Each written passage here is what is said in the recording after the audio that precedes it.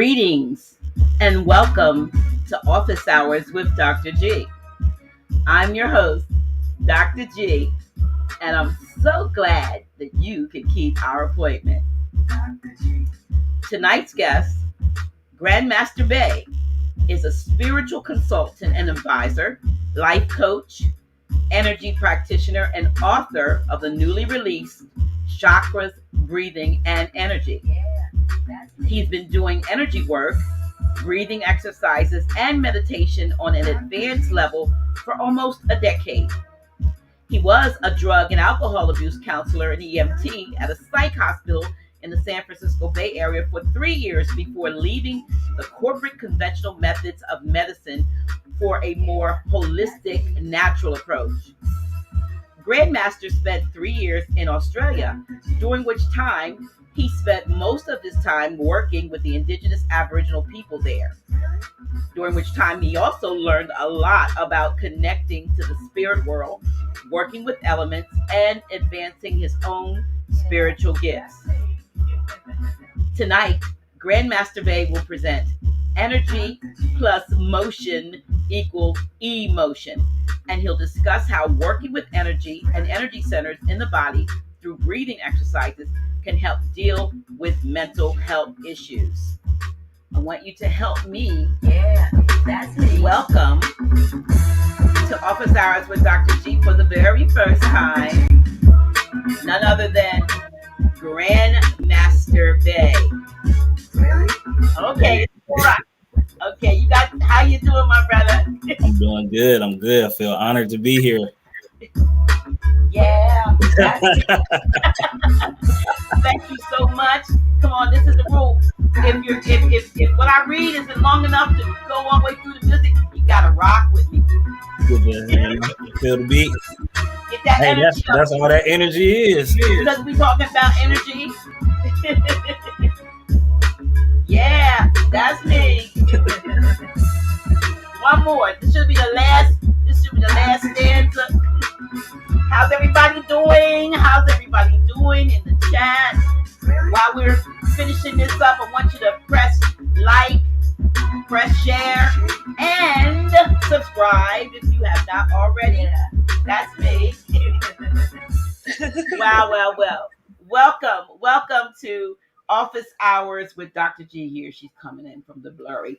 Welcome, Grandmaster Bey, to go from one of the viewers, a regular viewer, I understand, of Office Hours and like House of Reawakening Minds, to being a guest. Thank you so much for heeding the call that I put out. There's a lot more, out there that, have gifts and abilities, especially in the areas like, I'm excited about energy work because I do energy work, Reiki and, AO scan and stuff like that. So to have someone come on and talk about energy, because I personally know the power of energy. So this is going to be exciting as you share how we can really work on mental health issues. A lot of people might say, well, it's nothing. Everybody's got, would you agree you've worked as a psych, I don't know whether you're a psych tech or what you were, a psychologist or whatever you do, that everybody's got a little something going on. That's most people do.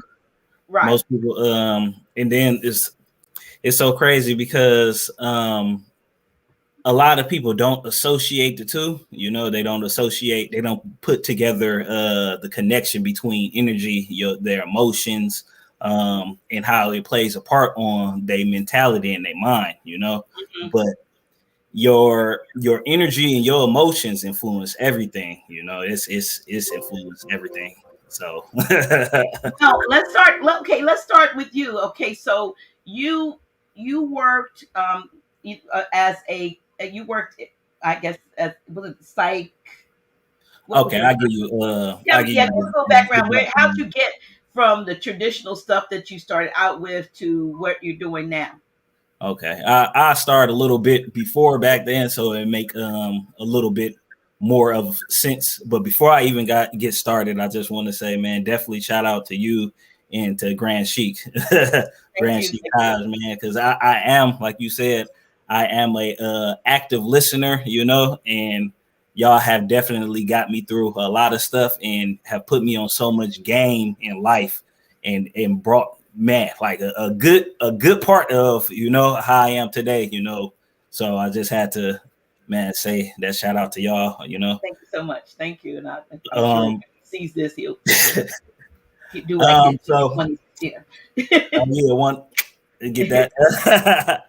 Okay, so I'm originally from Detroit, Michigan. And I grew up in Oakland, California, in the Bay Area. Made that Oh, I transition. said San Francisco. I'm sorry. I'm thinking the Bay. It's real close. It's real close. It's like My 15 apologies. minutes away. It's cool. No, It's about the Bay Area. isn't look, I'm Gary Switch for a look. Isn't her from the Bay Area?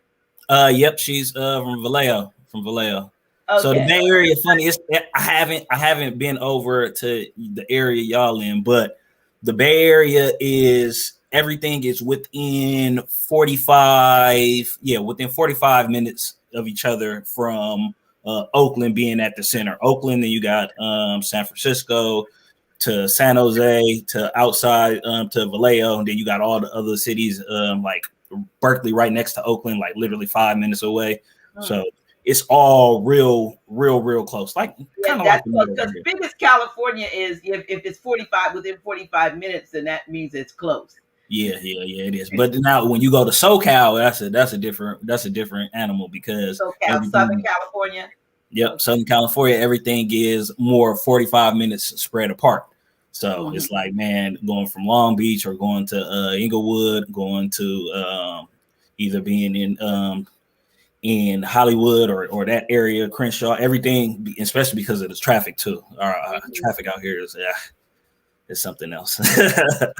I didn't experience a lot of. I did visit California, LA in 2014 or 15. I was there on a business trip. I was at a conference because I was a housing director for the city here at the time, and I did go out there. And the interesting is, I don't laugh about this now.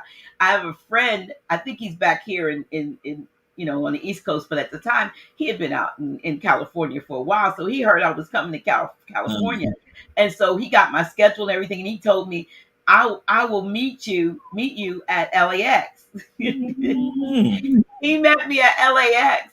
But he didn't tell me that he used public transportation to get wow. This is, I don't think I ever told anybody. He just popped up.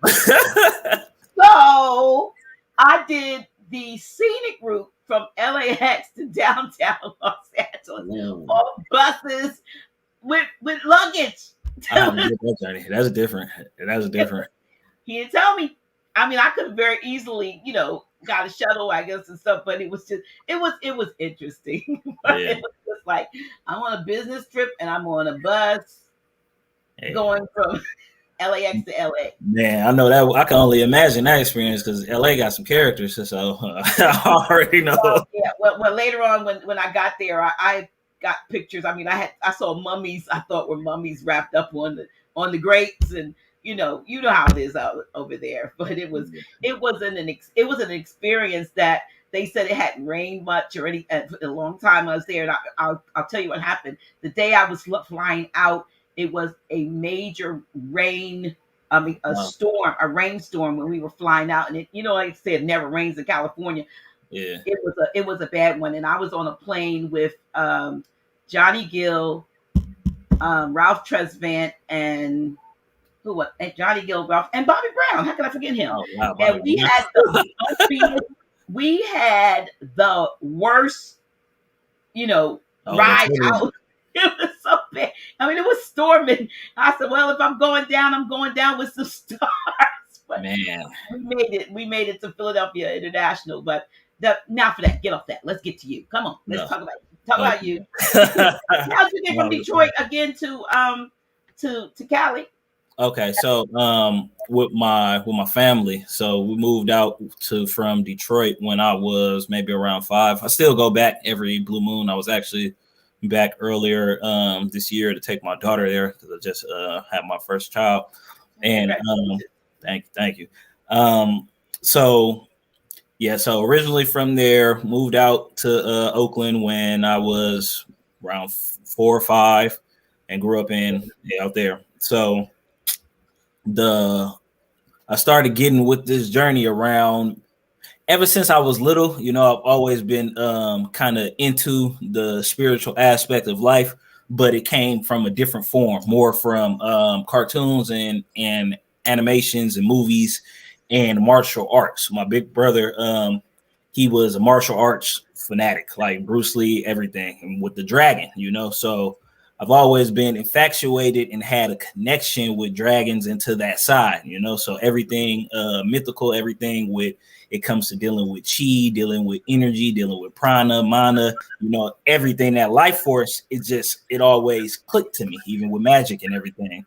So as I say maybe around high school, when I started going to high school, because in middle school I was having experiences when I was like the trippiest dreams. I remember one time I even had some sleep paralysis episodes, and Those are crazy. now I bring this up because later on I'm gonna make this full circle when I get to Australia. It's gonna be a little bit more interesting. Okay. So ninth grade, I'm at Oakland Tech. I started going to school. I get into a program maybe around the end of ninth grade, 10th grade. And the program is a sociology program. But on the mix of sociology, it is also integrated with metaphysics. So most of from it was called trying to uplift my folks. And because of Oakland being where it is big on the Black Panthers. It's a rite of passage. So we learned in that program about everything that about the Black Panthers, Che Guevara, different things that the CIA did, infiltrating our communities and different things. Let's see, all the different wars that they had been involved, and that was on the sociology, on that aspect, the social aspect. On the other aspect, it was with energy. It was with looking into people's eyes, working with your feelings, like it would be an exercise that we would do where we would slow dance in the hall, and we would slow dance with our partner and we would look in each other's eyes. No talking, just make that eye contact and feel the emotions, So different things like that. Fast forward, I say maybe around 11th grade, I had a trip to Stanford through a program out here. And the program was I think it was a legal program or something.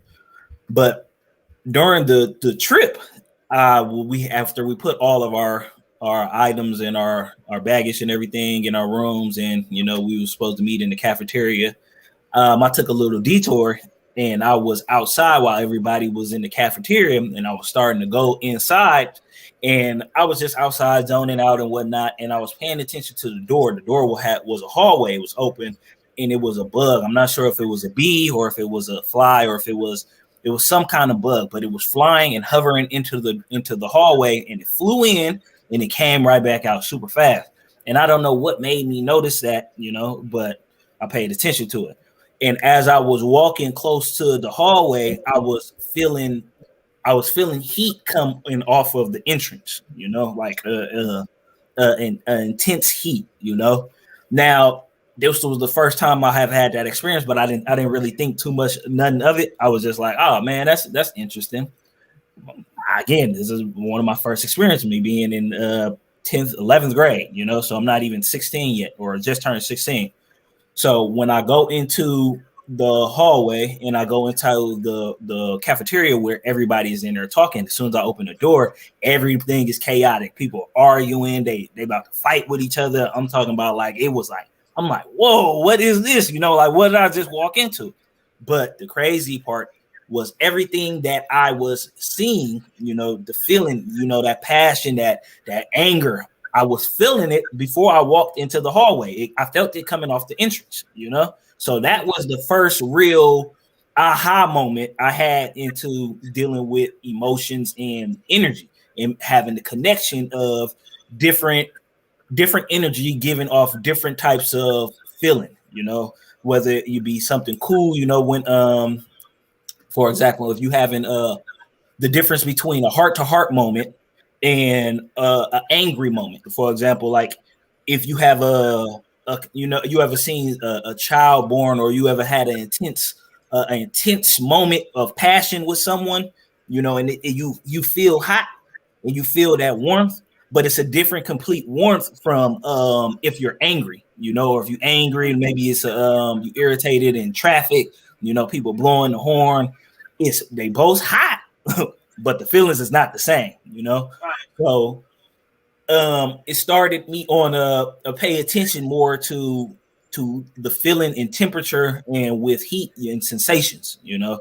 And that's how I started getting into more of feeling on the minor level. Do you think I heard you first say that there was a bee or something that went in and came right back out? Do you Mm-hmm. think the bee was like, oh no, no, this just no, wrong I, de- energy? I definitely believe animals and children. That's why they always say they have that connection more to the spiritual world, or to that aspect, of life, because it is more in dealing with theta and, I believe, theta and delta waves. When you start getting sleepy and start going into the dream state, you go into those brain frequencies. So Which one is children, the highest one? Because I know I have a thing on my bed, if I ever get in it on time, that it'll tell me how. It doesn't say beta, data and theta and all that, but it does give me REM sleep. How much of the time was REM? Which apparently that's good when you can get there. yeah, Is that rapid eye movement. yeah? So that's when you're like, I don't get a lot of that because I'm normally I'm normally maybe getting 3 hours of sleep because Yeah, I've that's been. when REM sleep kicks in around the third hour. The second and third hour is when you start getting into, because your body has to fall asleep first, and then your mind has to consciously be aware that your body has fallen asleep. That's why it'll have if you ever practice lucid dreaming techniques or astral projection techniques, it'll say to wait for the pins and needles feeling, or the itch. When you start itching and you have that attempt to scratch the itch, that is because your mind is checking to see if you sleep or not.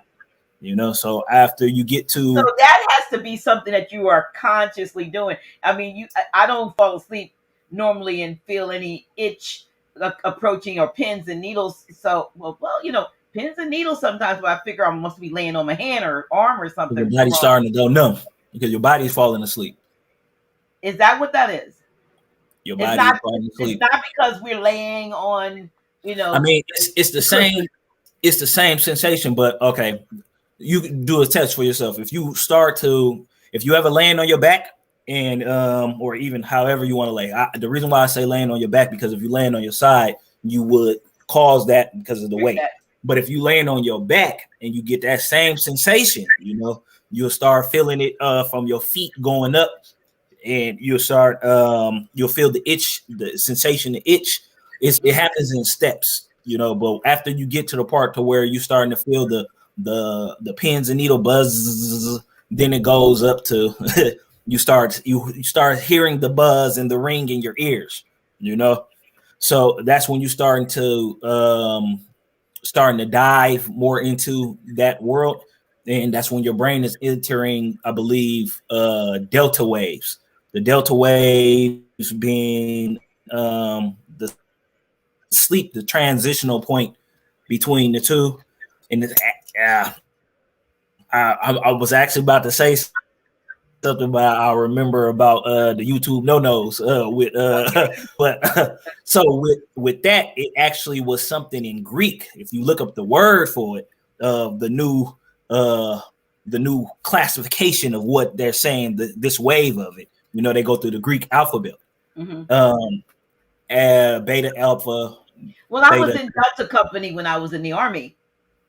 Okay, so the delta is usually when you're dealing with the sleepy or the transitional from sleep to awake. You're more impressionable, you Now know. that just struck something with me when you said that. When you said that that's between sleep and awake, it seems to make sense about where we as society Where are you are. right That's now. yeah. Some are a lot more. I think are. trying to wake up, if you will. But people are in that transitional state, and it's like we better get them while they're in the middle between here and there. We can maybe snatch them, keep them asleep, or don't let them That's what wake they're up. trying to do, put you back to sleep. And that's why it's so ironic, because you everything is in the culture, in the words that we use, in what you see. And it's like Language, yeah. the hip thing to say, when they say, oh, people woke, you heard that terminology, Of course.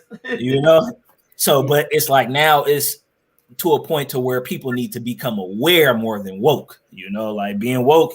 When you wake up, you still hazy, You still groggy. Yeah, you still groggy. I mean, and you don't some want to be folks, groggy now.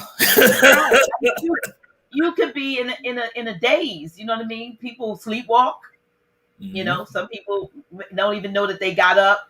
And I mean, I know I get up a couple times in the middle of the night. I know I'm up. And I'm up for maybe 5 minutes or something. Because once I'm up and I'm sitting on that throne, I'm like, I don't feel like going back in there. But it's just like, I'll sleep right here. But I mean, there's literally people that don't realize that they get up during the night and, do or say certain things, so, but yes, a society, we are, I guess that Delta is a place where they're trying to catch as many as they can. Because when you move it on to, well, as far as on the scientific level, when you're going from the different stages or the different brainwaves frequencies, so when you going past Delta, because it is closer to what they would say the imagination world, the fourth dimension, because when you go to sleep, you are entering you're entering the dream world. You have that connection to that other side, being the imagination, the dreams, everything is in the fourth dimension. So the period in between being fully awake and being asleep, or being the period in between the 3D or in the 4D, is where we are right now, because we are making that transition, because the dimensions is merging together, and that also is what is important with the emotions, because the emotions influence everything. The emotions are the energy, it's and if depending on what kind of emotional state you are in, that is the frequency you are vibing off of. So that's why they say when they the Uncle Sam, has his main agenda for the masses has been for the last for a long time, keeping people in those three lower stages, dealing with survival, you're dealing with sex, and you're dealing with ego. That's the main thing what America pushes, it's because it's not nothing out here is happening by mistake. It's all by design. It's all intentional. It all has a purpose. It all has a outcome that they knew the outcome would be, and that's why they set up what it's set up to be. For example, you had brought up before on the show about the music industry and their the convention or the meeting that they had, where they converted everything. Okay, so for a specific purpose, agenda. Now, Dr. dealing with Dr. Dre, and you're dealing with the early hip hop area or the hip hop era of the early 90s. He had that thing G Funk. If you do from going with on the alphabet scale, playing music, you have the notes and the keys. G is the last one. It's the lowest, so it turned everything into G Funk. It's not by mistake. And I know because I deal with before I started getting more heavy into I was dealing with entertainment, doing events out here, doing concerts, working with celebrities and artists, bringing them out to the Bay Area. And even it's becoming more aware and conscious of the energy and actually having to be in it, at the same time of different stages or different frequencies. You feel it. So it's yes, funny that you would say that, because I have Dr. Be Serious was in the music industry, and he was out in Cali, and I don't remember the name of the group, but he wrote a song for and produced a song for a group that was like one of those one hit wonder groups. but he was out there in the producing end. And I remember him sharing with me how he had to come back to the East Coast. He said because they were doing stuff with the frequencies, he said almost killed him. He was Yeah. working in the industry, and the frequencies that I'm assuming that once they would go in the studio and do the recording, the When they tweak it. engineers would then lay do some frequency stuff. And for some people who are sensitive to it, it could affect you negatively or positive. And he said it almost killed him. Yeah. It's like being if you ever so you know how they say you shouldn't have a laptop on your lap if you're a male because it kills the testicles and it kills the the reproductive organs, and for women it affects the eggs and everything down there. Same thing for the frequency, because that frequency is connected. It's the same frequency you giving off. A negative frequency is a negative frequency, and okay, so for the urge to survive, when you release those chemicals, cortisol in your brain, you're doing it because your life is on the line. You have to do what you have to do. It's a part of your. It's not good or it's not bad. It just is what it is. Now, when it becomes too much of something, it becomes a bad thing or a negative thing, because you are stuck in that thing when it's not. Your body isn't designed for that. So back to the music and to the technology, the device, your body, if you are hypersensitive, and you pick up on that kind of energy and you being bombarded with it all day, it's going to make you feel some type of way, because it's already was affecting you even if you wasn't hypersensitive. But because you are hypersensitive, you are aware of it, and it's like times 10. It's like an itch you can't scratch, or like having something in your ear and you can't get it out. But also, I know for a fact, like if I have a phone on my head too long, like if I'm talking up like this with a phone, it hurts my head. If I walk into a room, or depends on if I just came out of a meditation state or what I'm doing, if the TV is on, or if I'm around some place and there's a lot of TVs, I feel that, and it may not make me feel too good, because of the lower frequencies that come off those devices. On the flip side, when I'm out in nature and I'm around trees, or around water or big bodies, it is the opposite feeling, and it's because of the energies that's coming off of it. And when you get to a certain level, you feel it, but you also see it. Like, okay, so when they first started talking about the 5G devices that they were putting up and everything for I think it was Verizon. I can't think of what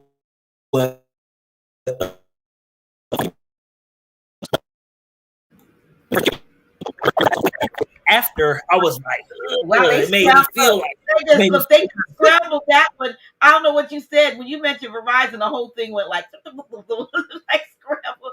So you might want to repeat that. Let's see if we can go through the next time. I mean, that was a definite scramble. That's deep. I didn't know that. Yeah. So when froze and then the voice garbled. I was saying, when those towers that they put up, the 5G towers, when it first got in Oakland, I remember I was driving on the freeway past one, because it's a curve, like you get on the entrance and then you curve around like this.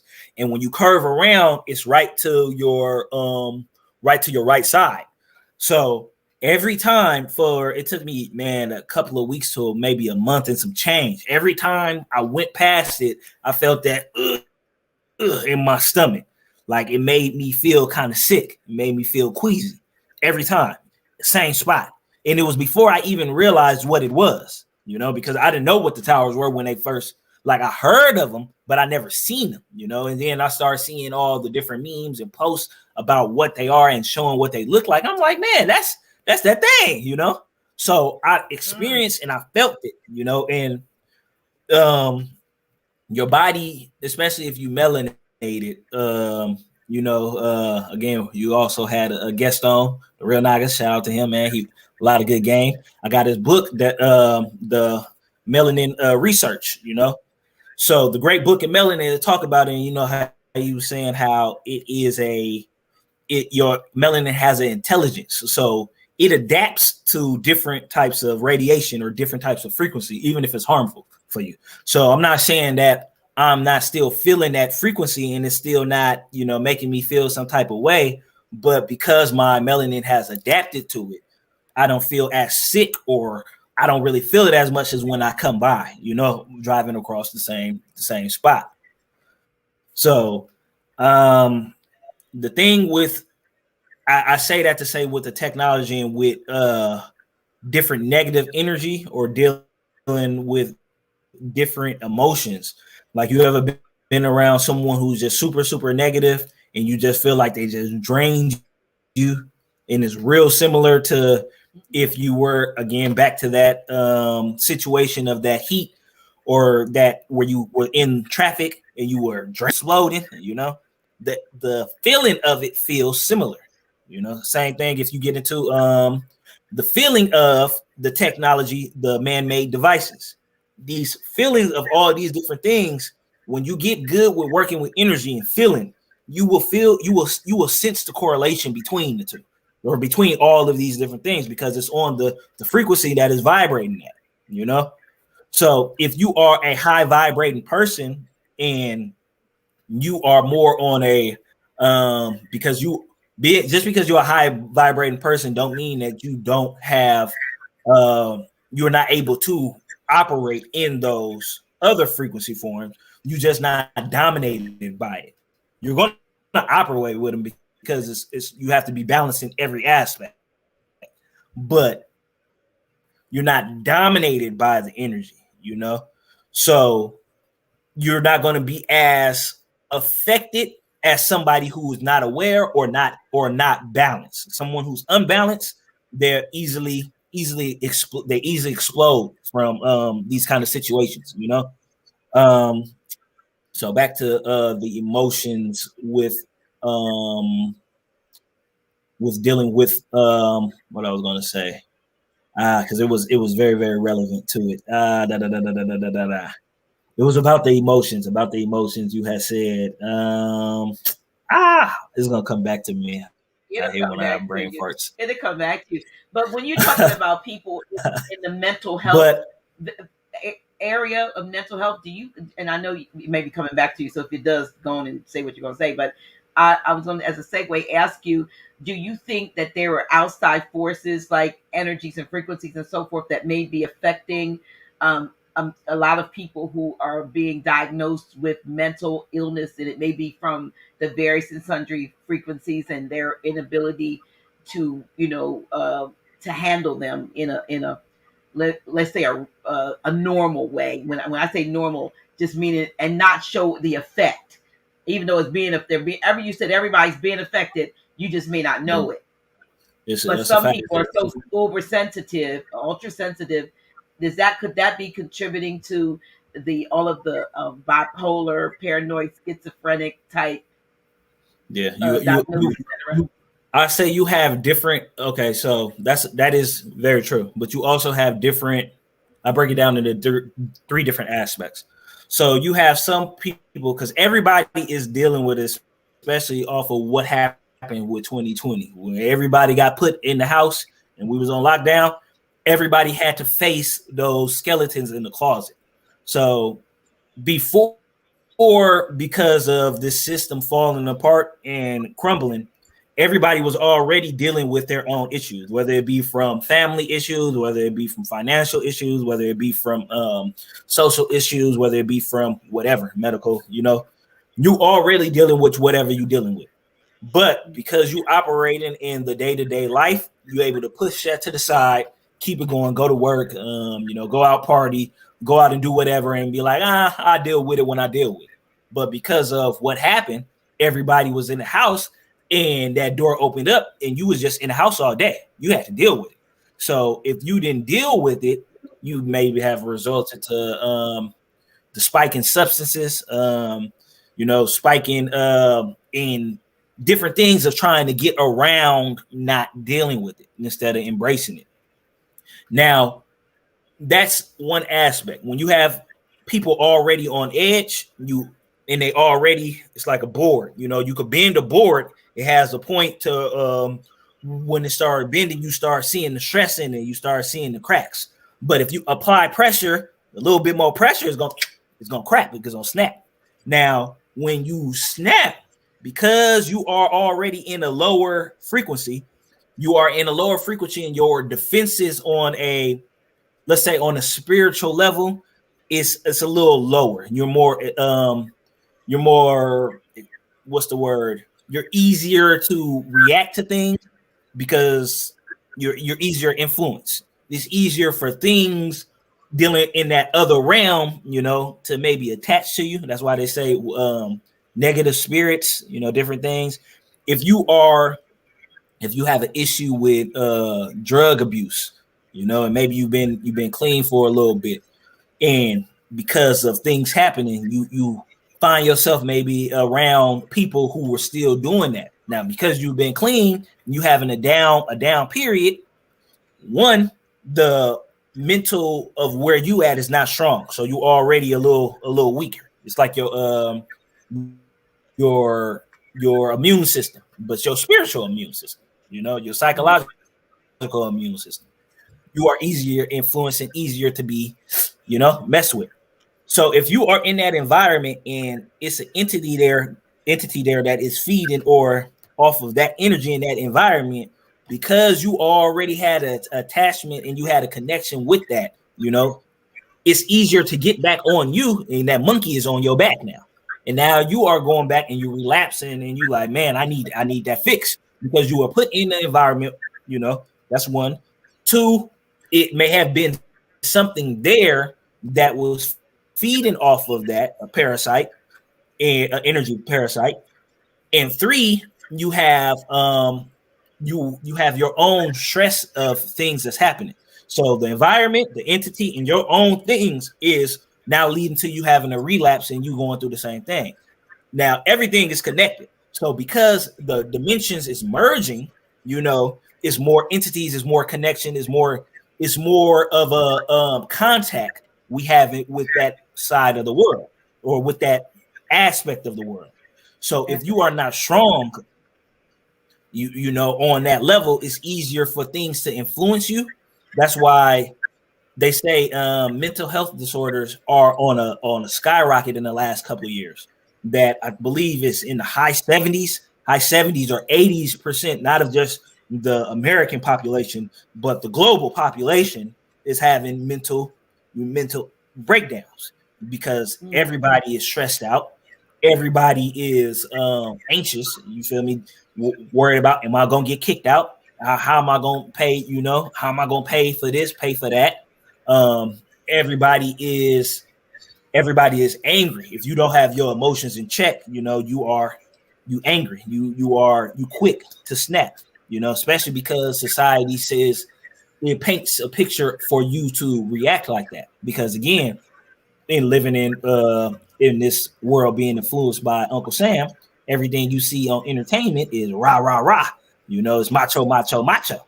So every time you have a situation, it is escalated to the max, because that's all you see from the culture of how we deal with it's all in the music, the trends. It's all in the trends of the entertainment, whether it be from the TV shows, whether it be from the movies, whether it be from, the video games. You have so many people influenced by bang, bang, bang, bang, bang. When the situations happen, how do they deal with it? They're not about to talk it out. It's going to be bang, bang, bang, bang, bang. That's why you are seeing the numbers are reflecting, what's happening, because it's the energy too. And because everything happens on a micro macro level. So as above, so below, as within, so without type of thing, it being a rule of the universe. What is happening with the outer, outside of this planet, on the planet, our solar system, our galaxy, the energy is boosting up. Again, like I said, energy is emotion, motion. So as the energy on the outside is influenced, the energy on the inside here, because it goes from big to little, from little to big. Everybody is on 10, a couple of years ago. Now they on 100. So a situation where, again, I always go back to the traffic and the blowing your horn at somebody, or, little minor fender benders, because it's a common thing. You see these videos where all these situations is happening where people are fighting. People are having shootouts. They are getting into it over because of somebody blowing their horn or an accident that's happening. And these are common things. It's like it's not that serious. You okay? But because people are under so much stress, because they may have entities attached to them, because the energy is so strong, they don't think about it, and they don't have control of their emotions. So they don't have control over their energy. So when the situation happens, it's an explosion. Now you got a situation. And the powers that be who are controlling this system, they know exactly what time it is, and they know exactly what's happening. So they set up these different things to make people respond in the way that they respond. It's not a ironic, it's not an irony, or it's not a coincidence that the same situations, that environments here in the hoods, or in the neighborhoods, primarily with the melanated people, the situations have the same results. I remember back in the day when I'm a little bit younger than you, just a teeny bit, but back in the day, it was, I say 10 years ago. And this, again, I know because I experienced it from on an energetic level, and also watching it from entertainment, doing entertainment in my events or going to events to do promotion or marketing or whatnot. People will have a little fight. The party is still continue. Nothing happened after. That was 10 years ago. You might get a shooting every blue moon. Now it's shootings consistent. Every time you step out, it's like, oh man, they are skipping, the fighting to dealing with straight to shooting. So it's like, what is pushing you to explode like that? Is it that your mental, is it stressed? Have you cracked? Are you broken? Is it something else whispering in your ears from a different dimension? Because these vessels, they just vehicle. Your soul is the driver, your spirit. Are you in the back seat now, and it's another entity driving? Is it because the social norm to respond like this? It's so many different situations and scenarios that happen. It's all connected. Are there triggers again? We know that back in the day, as if it actually happened that way, because when you look at history, it's normally convoluted and distorted. But you saw the games, or they weren't really games, the gladiator fights, the fighting with the lions, people rah rah rah roaring energy. We moved up to now it's basketball, baseball, football, hockey, whatever you call it, in these same arena sports. And in each instance, the energy that is exuded and exerted from those kinds of gathering, we know now that there are entities that live off of not only the gore but the loosh. The energy is like they're able to suck it up and get strengthened out from our excitement and our misery. And that because it's the division, that violence, that, and again, it is okay. So it's nothing that's good or bad, but when you have too much of something, then it is what it is. So if you were an athlete, or if you were put in a situation when it's fight or flight, then it's going to kick in. You got to do what you have to do to survive. That's that's in you. You're going to do what you have to do to protect your life, to protect the things that you love, the things that you care about. It's what's in you. But when that dial is turned up and it's put on replay and loop, and it's over and over and over and over and over and over and over again, then that's when it becomes a problem. So you have those entities that feed off of it, but you put it in, because it's micro macro. You have it, let's say, for dealing with, let's say, a basketball game. You have basketball game on professional level, whether it be from the NBA, and then on above that you have the international level, even when they have the Olympics and everything. From the NBA from the global level to the international level to the corporate level. Shouldn't you start all the way down with the little children and the pee-wee? Oh yeah, I'm going all the way to it. I'm going to it because right. it's the bigger one. The NBA influenced the little one, because if the NBA wasn't as big as it was, if the energy wasn't put as, then it wouldn't be so many. It would be people still having their kids play in sports, just for some physical exercise. But it wouldn't be like, you're going to be the best basketball player right now, and you're going to the NBA. This kid's 6 years old. These children. Let's correct ourselves, children. Yeah, okay. These children, yes, they're not goats. But or these. Look, I like what Mother Kai said. They're young stars, youngsters, young stars. these young stars. Yeah. So they are not. They are put on. This kind of emotional energy is put into it, so it's creating an attachment to it, Right. So now the energy of the same, it's because again, you just feeling with the energy, you feeling how I feel. If you are at a young star game, it's no different than if you are at a big star game. The energy, if you feeling the energy, it may be on a different magnitude, it may be a bigger level, but the energy feels the same, the intensity of it. Because my grandson plays basketball and football, and my son is like, I call him soccer mom, because he in all the videos you can hear him on the side. He's arguing with other parents in the. It's a common thing. Yeah, because he's 11, so his dad's up there arguing and potentially getting kicked out of games. But I mean, it's that energy, and wanting him to be the best. And I'm like, that might not even be around by the time you get old enough to. Maybe not. But see, it's a combination of what has been subliminally programmed through the trends, because he responded how he was programmed to respond. That's what you do at the games. If you've been in that environment for so long and you seeing it happening, and then you put it, because again, the emotions now is on 100.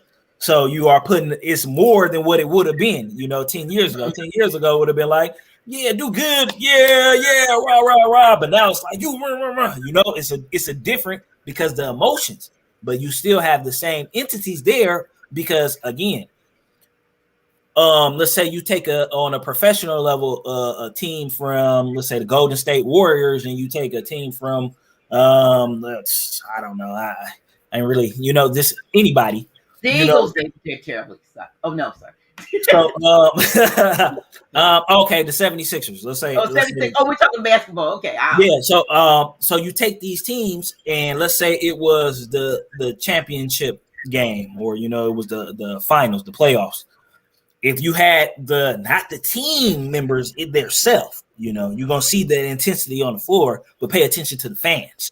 Pay attention to how the fans interact with each other. You have situations where fans not only be ready to, fight in over the passion for their team, but they'd be ready to hurt somebody, like really, really, really hurt somebody, for whether they saying, I like my team more than I like that team, or I don't like that team. They're entitled to that, but it's the energy of it.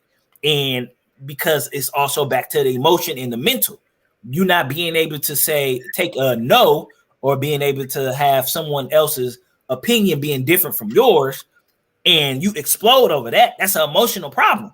That's a psychological issue. You should be able to have your opinion, as long as it's not literally affecting me, you're entitled to, it's free will. That's why we have it, but because of the energy and because of where we are, you will have the fans, going head to head, bumping, ready to do whatever. Now that's on a bigger level. You have these same parents doing whatever at these 11-year-olds, 10-year-olds, 9, 6-year-old game. And it's like, man, like, why you don't put that much energy into anything else that you're doing. You know, we were selective. Same thing. I don't play video games or anything like that, but it's a lot of people who play video games and they have the same amount of energy when they lose. It's a video game. You can press restart. You know, it's so much of a break for everything, you know, because people they're not in control of their emotions, which means they're not in control of their mind. They're not in control of the way that they're going to respond to situations, you know? So you have to be in control of everything. Would that be sort of maybe perhaps based even now, the intensity has increased because people feel, like you said, less in control of those bigger things, like, you know, like I call them let me get my arm up here. The haves versus the have-nots. That's true. You know, and do I do that? And how am I going? I can't lash out at my employer or the U.S. or the you know the FDA or the NHI or whoever else alphabets are telling me that I have to do certain things, but in my house, you feel powerless. But in here, I can be the big man, or I can be I can be the woman with the voice or something. So people hold in those frustrations away from where they really should direct them because they're afraid of the repercussions. But then they are in different situations that have nothing to do with what's really at the root. That's fact. And now the pressure cooker has exploded. The top is blown off, right? Yep. Not only to mention not only just that, but also you have okay, so the mental aspect is a shared space. The collective share that space. So you can be walking by a group of people and you may pick up on their thoughts and you may think that those thoughts are your own thoughts and they're not your thoughts. That's why in Star Wars, you know, they say be wary of your mind because it can play tricks on you. You know, it is a highly common thing where people are influenced by thoughts that are not their thoughts, and some of those thoughts, and it goes back to because of the dimensions merging. Is it a different entity whispering in your ear? Is it your lower self talking to you? Or is it somebody else's or someone else's thoughts in the mental ether, you know, and you picking up those thoughts because it's like a radio dial. And now you are thinking that is you. Now you got people, you are diagnosed with schizophrenic, you know, you're diagnosed with all these different medical conditions, and it had nothing to do with you being diagnosed with anything. It never was anything. The dimensions merging, the energy is louder, you know, and it just is what it is. But because the powers that be or for the system, they know what it is. They work our energy, they work our science, you know, they work it to us, against us, you know. And you have some of those things they are in, they may be in cahoots with other entities, you know, setting up situations, you know. It's a lot of talk with symbology, you know, we're dealing with different entities with different logos and different things, different scenarios. Who's to say that, for example, with some of these arenas, you know, who's to say that the person who sets up the league didn't do any kind of deals or do any kind of deals with these entities? You never know, you know, because it's passed on, you know. So it's one of those things where it's alarm clock. Apologize for that. I have all my alarm clocks set for 555-444 reminders.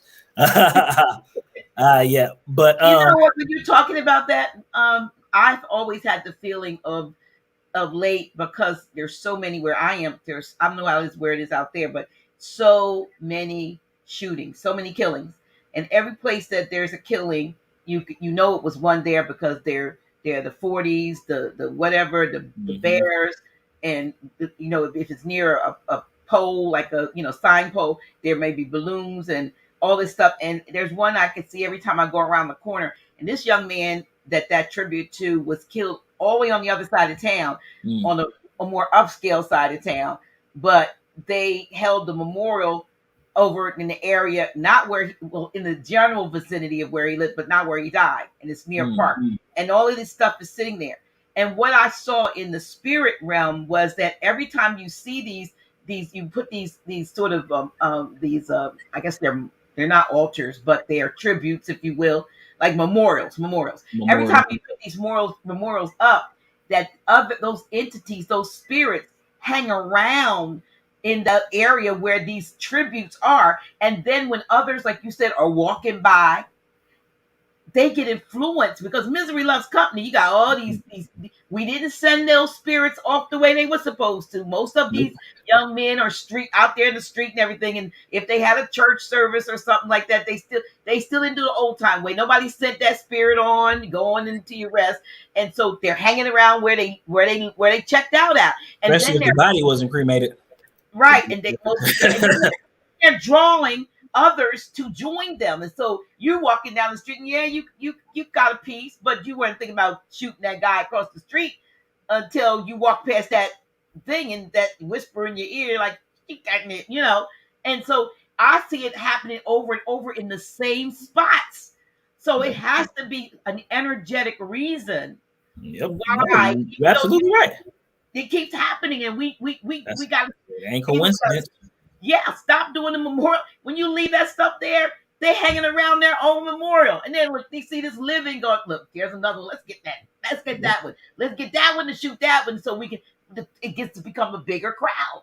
Now, to piggyback off what you said in two different aspects. One is because of, now it's what you vibing on, your natural vibe. If you are high vibrating, you won't be as influenced. But if you are on the lower frequency, you know, Right. you're in those lower three colors, then you're more likely to be influenced by that because it's the energy you giving off. So, for example, or for instance, if you are listening to rah rah turn up music all day, then the things that come with rah rah turn up are going to be more lingering around you because they smell your energy. They sense it, you know. So it's you are bathed in that vibe, you know.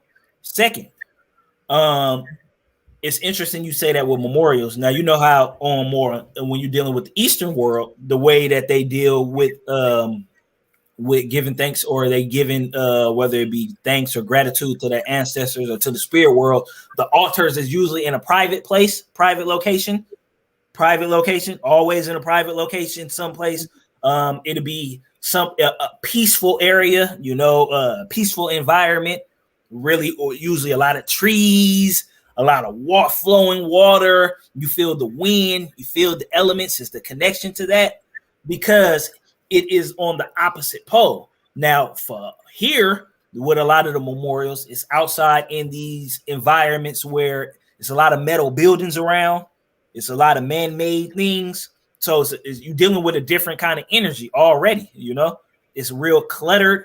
It's real cramped up. So you have these entities around these spaces. That's why another thing you can always tell if it's a more of a negative entity around. If you ever see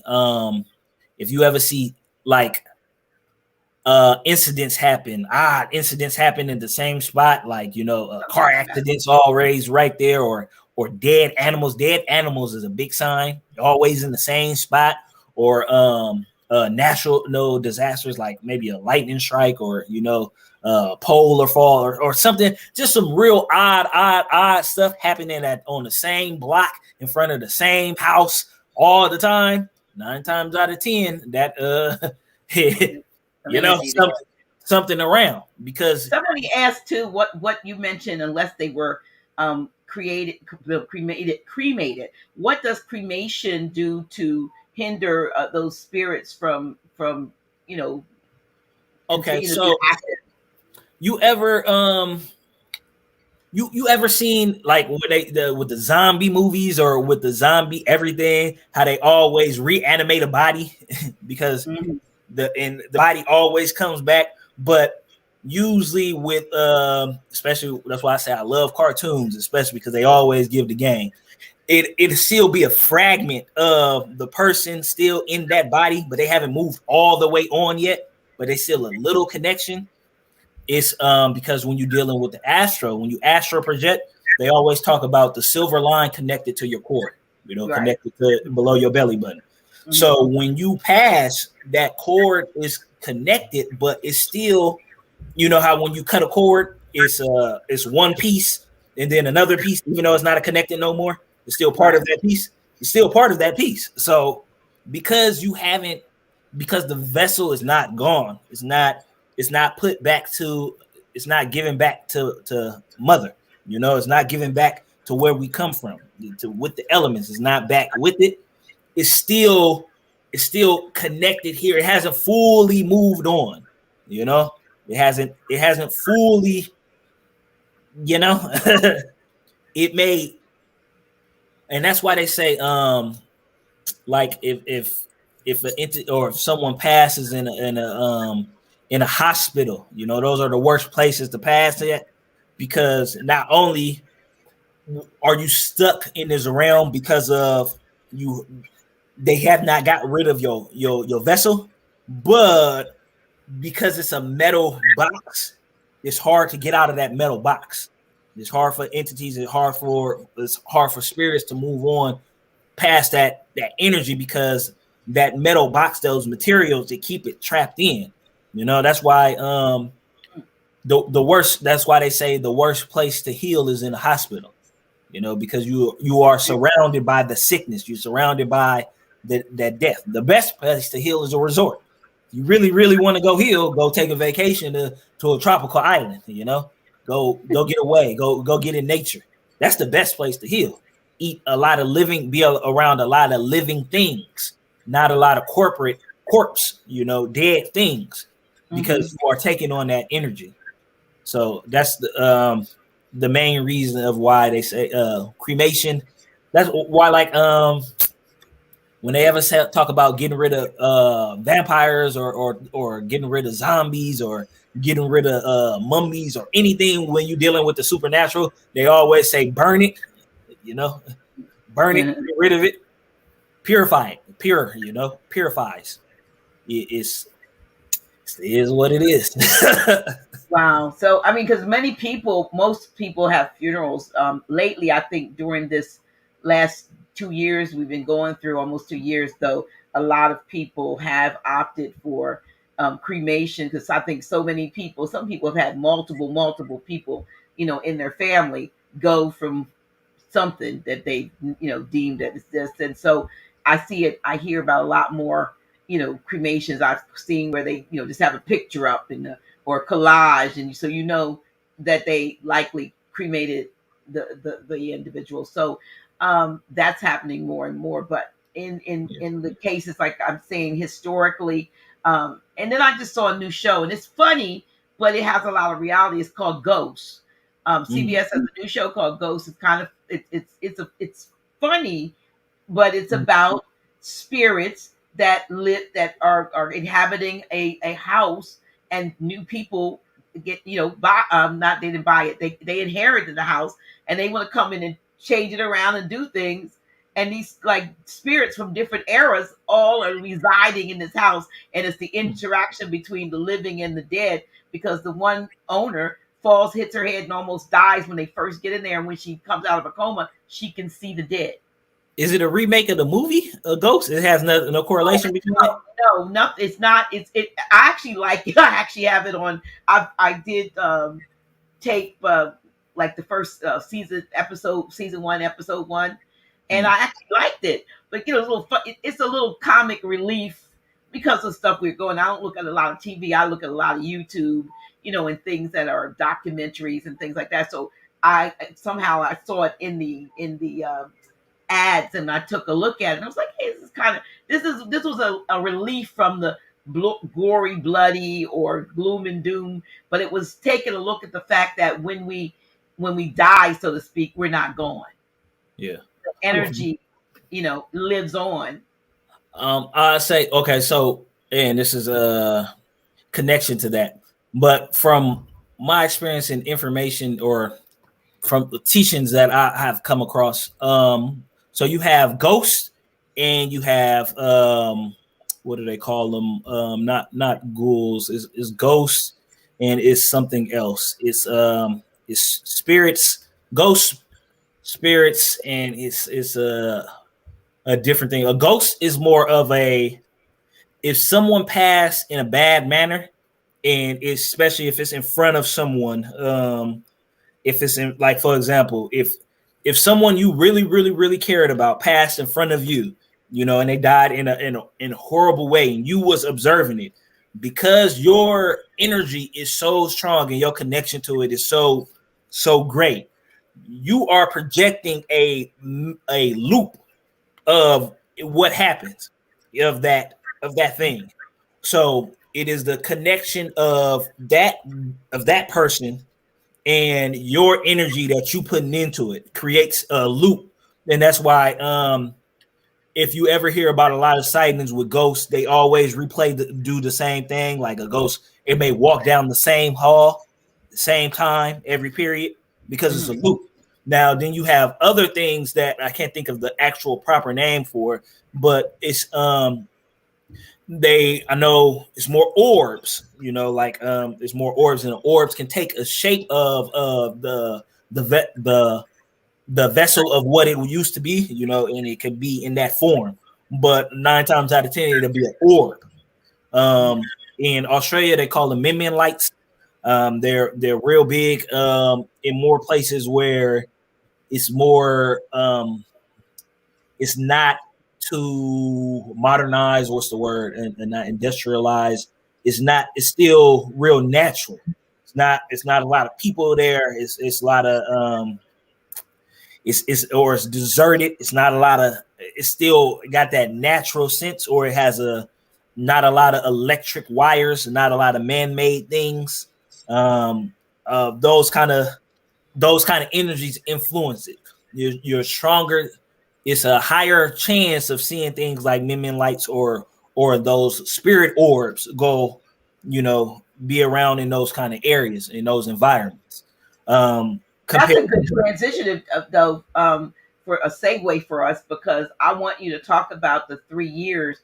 How did you spent in Australia? How did you get there? How did you come to go to Australia? Because you learned a lot there, and we're in our second hour. Because I want to really talk about some of the experiences that you had in Australia.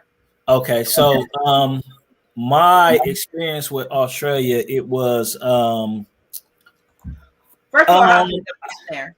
Okay, so the way I got there, it was from doing it was not the best situation of how I got there. I wasn't always on this proper path, even though I may have had knowledge of it. I wasn't always on a proper path, and I end up going to prison in Australia, and I was there. And when I was there, I was with a lot of aboriginals. I was with a lot of people from different parts of the world, like because Australia is a newly colonized land. It's what America would be when the Europeans first, when they first came over, and start setting up shop. So you have a lot of first, second, and third generation people there. So they come with their traditions. They come with everything that, and you also have dealing with the legal system there. You see how everything, what a lot of Grand Sheik, talks about is legit in everything, because they is so when it's different around the world than it is here. I will say, even with a lot of the words that they use, like they don't use the social engineering terms of white and black like that. That's a term that they only started to adopt because of our influence with entertainment. They literally just start saying that. They still go off of being aboriginal, indigenous, their nation, even with dealing with the Europeans. if you ask them what they are, they'd be like, oh yeah, I'm Scottish, or oh yeah, I'm from Ireland, or oh yeah, it's not. You'll have a few that'll say they're Australian, but it's always Australian in a connection to something else. You know, Yeah. the aboriginals are the only ones who really be like they're Australian, you know, but they say they're indigenous. So when I was there, I spent a lot of time because, and it's interesting again as well, the numbers of what is incarcerated here, even though they say we only make up 3.5% of the land, even though we make up more of the prison, the majority, the same exact numbers, I kid you not, the same exact numbers that they use here is the same exact numbers that they use there. I kid you not, I can't make this up. The same. Are they legitimate numbers, or are they false? Because we can't be the minor, or we can't be that small of the percentage if we are everywhere and we are in full of all of the prisons. It's just common sense, you know. We can't be. You can't. It can't work like that, you know. Like, well, we know that became the new, like they said, Jim Crow, as Michelle Alexander said, it became the new Jim Crow. And I've never been able to buy that lie that we are minorities, that we are the lesser of the population, because even what we've been going through, many know that part of the reasons why some of the things that are happening is because of their fear of being eliminated, because they're you know, it's like definitely their 6,000 year time limit is just about up. You know, they're trying to put that on us, but we were here way before that. And their numbers for reproductive numbers are so low, very low, and that's even, why they got to breed with us. That's why you're seeing a lot of that being all pushed over TV, all over entertainment. Yeah, and you even had, you know, the so-called, you know, current press say to a group of our people, well, you might vote for me. You ain't. No, yeah, not that one. You're not that. But he even has said after that he was that they were going to be out. We were going to be overtaken by the Hispanic community. In other words, you know, it's the larger population is going to be, but they're Moors. You know what I mean? They're Moors, just like we're Moors. And but that was the response. But again, that's a us and them situation that they've always been fostering and promoting. And I just hope more of our people wake up to the realization of the great lie that has been placed upon us, the deceptive practices that are not local but global. You know, with this P, we've been able to see the global ramifications of what's been going on, because any place that has the same mandates, and I'm trying to take that apart, but any place in other places that are doing the same thing have to be connected. They're not independent. Because you drop everything that they said do, you did. If you take your, British, so-called UK newscasters and Italian newscasters and U.S. Newscasters, and they all put them up, and they're all reading pretty much in their own language the same narrative. It's interesting you say that, because it's like, and again, this is one thing that I learned when I was down there. As far as all of the places that are having most of the protests, it's all places that they have a high number of melanated people, you know, like, but you don't never hear about places like Switzerland, Sweden, you know, you don't really hear about those places, getting too much or, protesting against it. You don't hear about it. And Austria, another place. They are definitely connected, because it is an attack on is what it is, because like you said, the universal clock is ticking. And again, that goes back to what I say when you're dealing with those entities that may been around for a long time. And this is just kind of what I kind of feel of the reason of why we are of where we are. I feel that it was entities that couldn't go any higher on the evolution scale, and they couldn't get outside of they were may have supposed to be doing a certain job, and maybe were supposed to maybe even monitor us. But because our DNA is a little bit different from theirs, and we can get a little bit higher on the evolutionary chart, that they probably didn't like that. So they may have hooked up and clicked up with those that came after us that don't have as much melanated. They don't have much melanin in them, and they can't really move up too higher on that level either without breeding with us.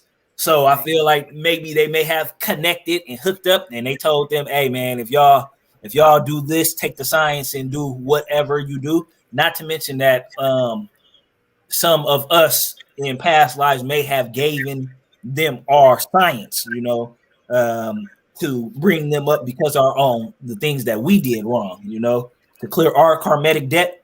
But they took it and ran with it with those entities, and now they're not trying to give up they ain't trying to give it back, because it's so much things happening that it's on a bigger level, but it's when you look at it, when you step back and you look at it from the bigger picture, and you start to connect the dots. For example, the serpent, dealing with the serpent when it comes to people that look like us, you dealing with the Naga, you dealing with in Australia, the story of creation dealing with the rainbow serpent, so dealing with the rainbow serpent and dealing with the dream world, it's the rainbow serpent who is, who kind of guides you there, or who sets up everything. And that's something to do with those things they call the walkabouts, and the walkabouts they do in Australia. Yeah, when you are getting to like a rite of passage. They have the different routes, and they have the different things that they go through. I want to say not so much rituals, but more of rites of passage would be the best word, the best way. And depending on your lineage and your ancestors, your gifts are passed on, through your blood and your DNA. For example, you have some there who they work with the elements individually, some. So, you heard stories of indigenous doing the rain dances, so that's a group there. You also have a group, and I'm not saying that these groups are also all around the world, but in certain tribes, these are the gifts that they have, and they pass it on. You have some certain gifts that they connect with the animals, some even transform in animals. You have some that they do more walking between the worlds and communicating with those who have passed on and those who have transitioned. To also bring up. So when I was saying the sleep paralysis, I said I was going to bring it around back full circle. You know how most of the time when you're dealing with sleep paralysis, you have that experience, or you've heard people of having that experience of dealing with that tall, shadowy figure, the tall shadow man. They have their own for that, and not just with sleep paralysis, but in general of dealing with shadow men. But with my experience when I had it and I saw the tall shadow figure, again, I was getting a little bit more familiar with energy and the feeling of how things different feel off of emotion, to seeing how, it does it feel like it's here to harm. That being that I encountered that shadow figure, it didn't feel like it was any malice there. It didn't feel like it wanted to harm me. It didn't feel like I didn't feel it from that entity, from my own self, because I woke up and I couldn't move my body, but I could move my eyes, and I could only move my eyes back and forth like that. And I could hear my mom and my sister talking in the other room, but I couldn't move. I couldn't talk. I was trying to call out, but nothing was happening. And I saw the entity there, but the feeling that I had from that entity and the feeling that I had from myself, it wasn't the same. I had fear coming from myself. I didn't feel any fear. I didn't feel any, again, I didn't feel any kind of hate. I didn't feel any kind of malice. I didn't feel any kind of anything coming from that. But it was an experience of myself being fearful. Now, I say that to say because a lot of people who experience sleep paralysis, they automatically assume that that entity or is a negative entity because of, you know, being in that state, and they associate that state that they're in with the entity that is there. That may not be the same thing, you know. I'm not saying that everything there is just all good and hunky dory. I'm saying if you do ever experience that, or if you deal with sleep paralysis, you deal it because it is your body starting to detach. You are going towards being in the astral world, you know. So if you are dealing with that, try to relax, try to calm down, and try and get a sense of feeling. What are you feeling? What are you feeling from that outside world? Because if you can get your own feelings in check, you know, because that's why I said, with right now, energy is amplified.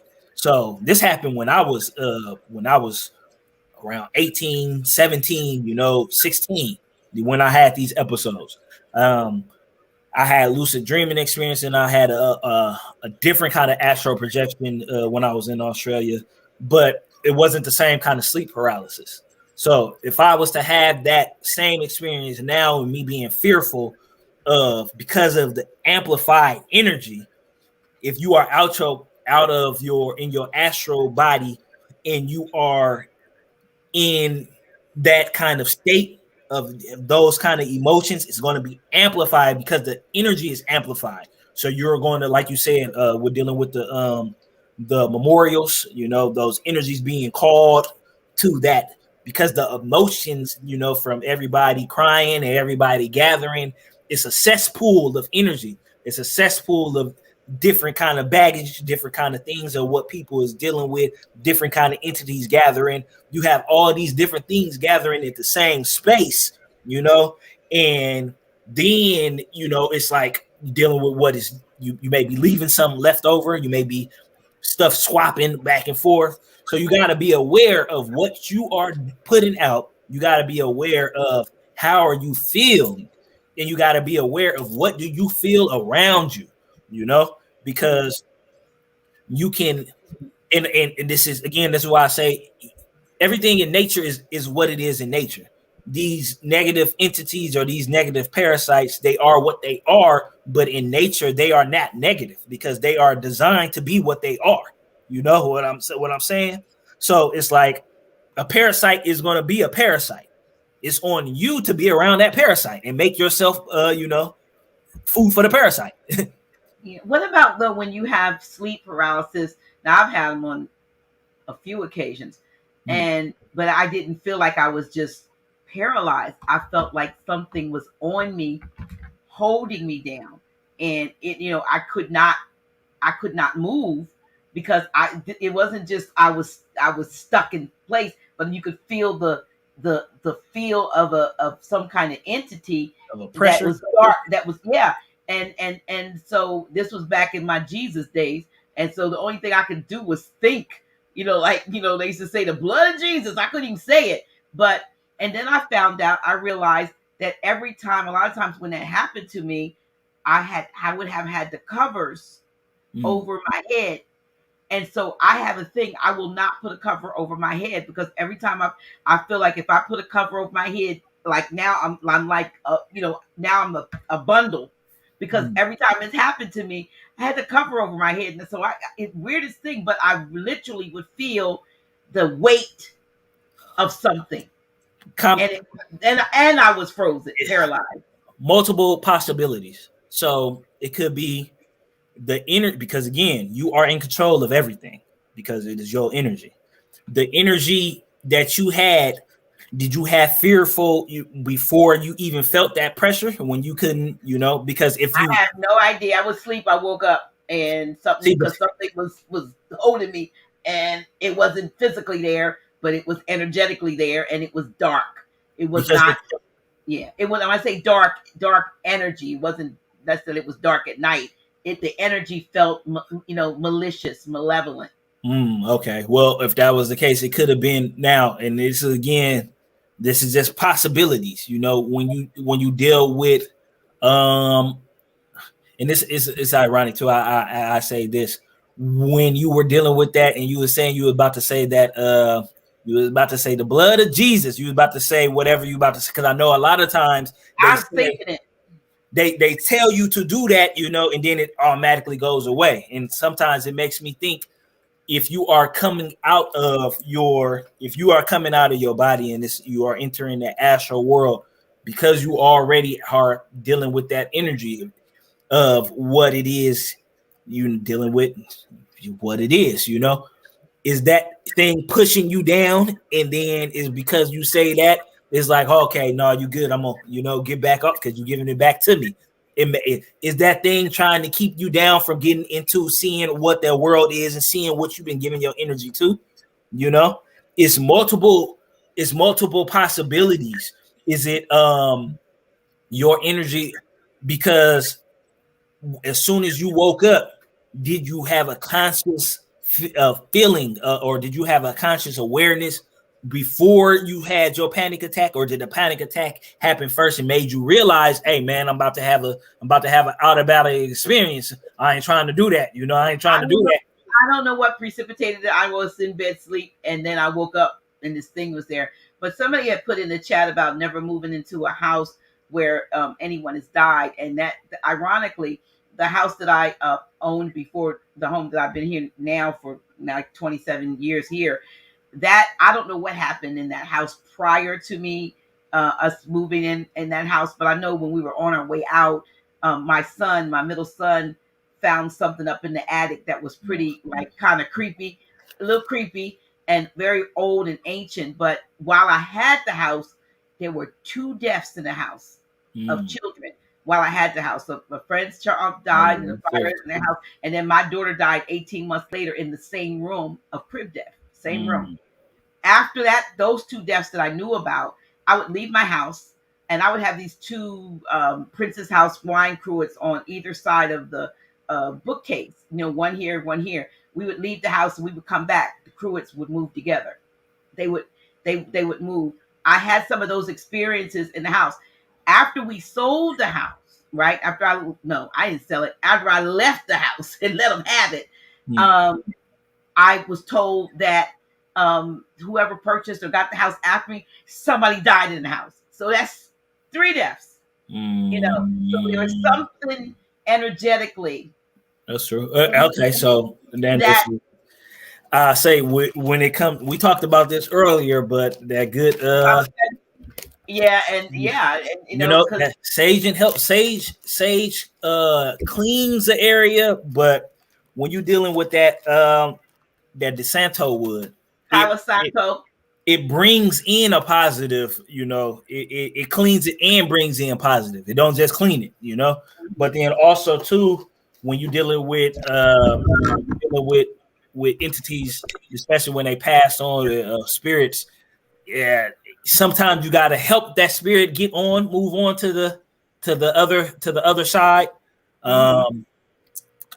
Um, for someone in Australia who I worked with and who taught me a lot, he was saying a lot of time when they pass, when people pass, that they would spend time the with the vessel before they got rid of it and cremated it and sent it back to the earth. But they spend maybe they spend the night with it, or spend a good amount of hours, maybe 24 hours, maybe 12.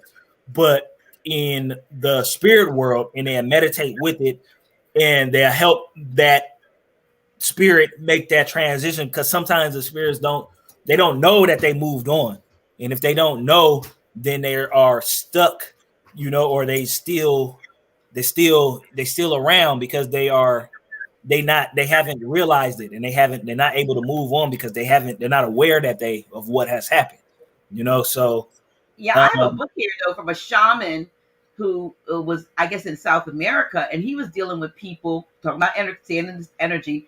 He dealt with a man. He recounts in the book that this gentleman all of a sudden, who was a businessman, took on these really bad. You know, he started smoking. He hadn't been smoking, drinking. bad He had vice. right bad vices, and he suffered maybe for, I don't know, several years until he met up with the shaman. And they found out that the man's father, when he had transitioned, the father drank, the father smoked, everything that his father did, this man was now doing.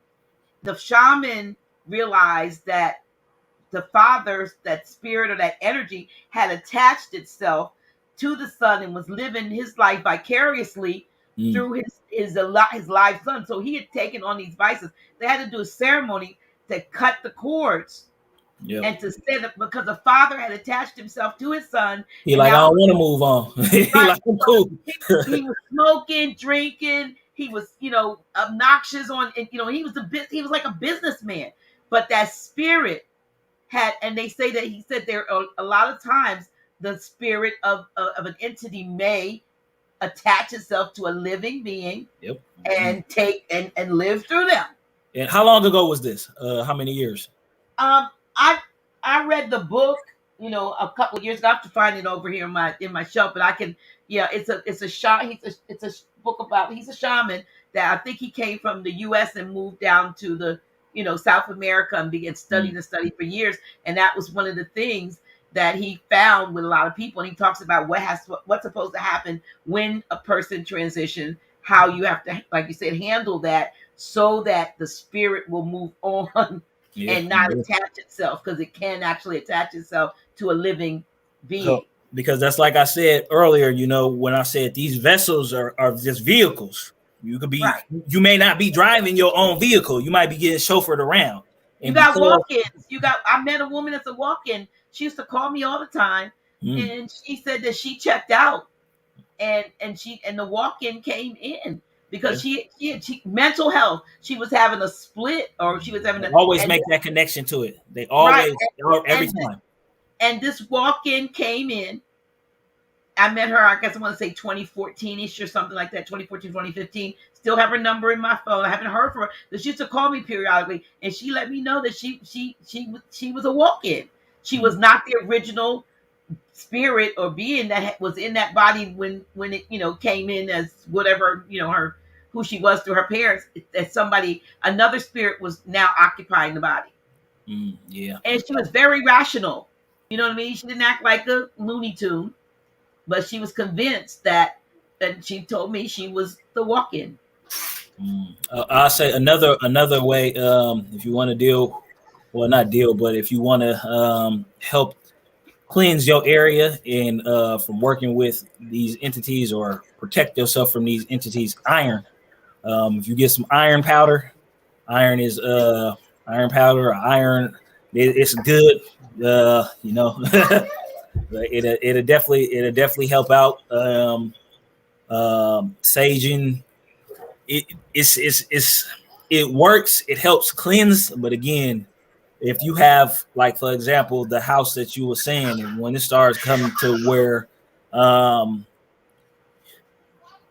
deaths are happening more frequent, and it's becoming more vicious, then you might want to you got to get that iron. You got to get different things to protect yourself, because it's it is what it is.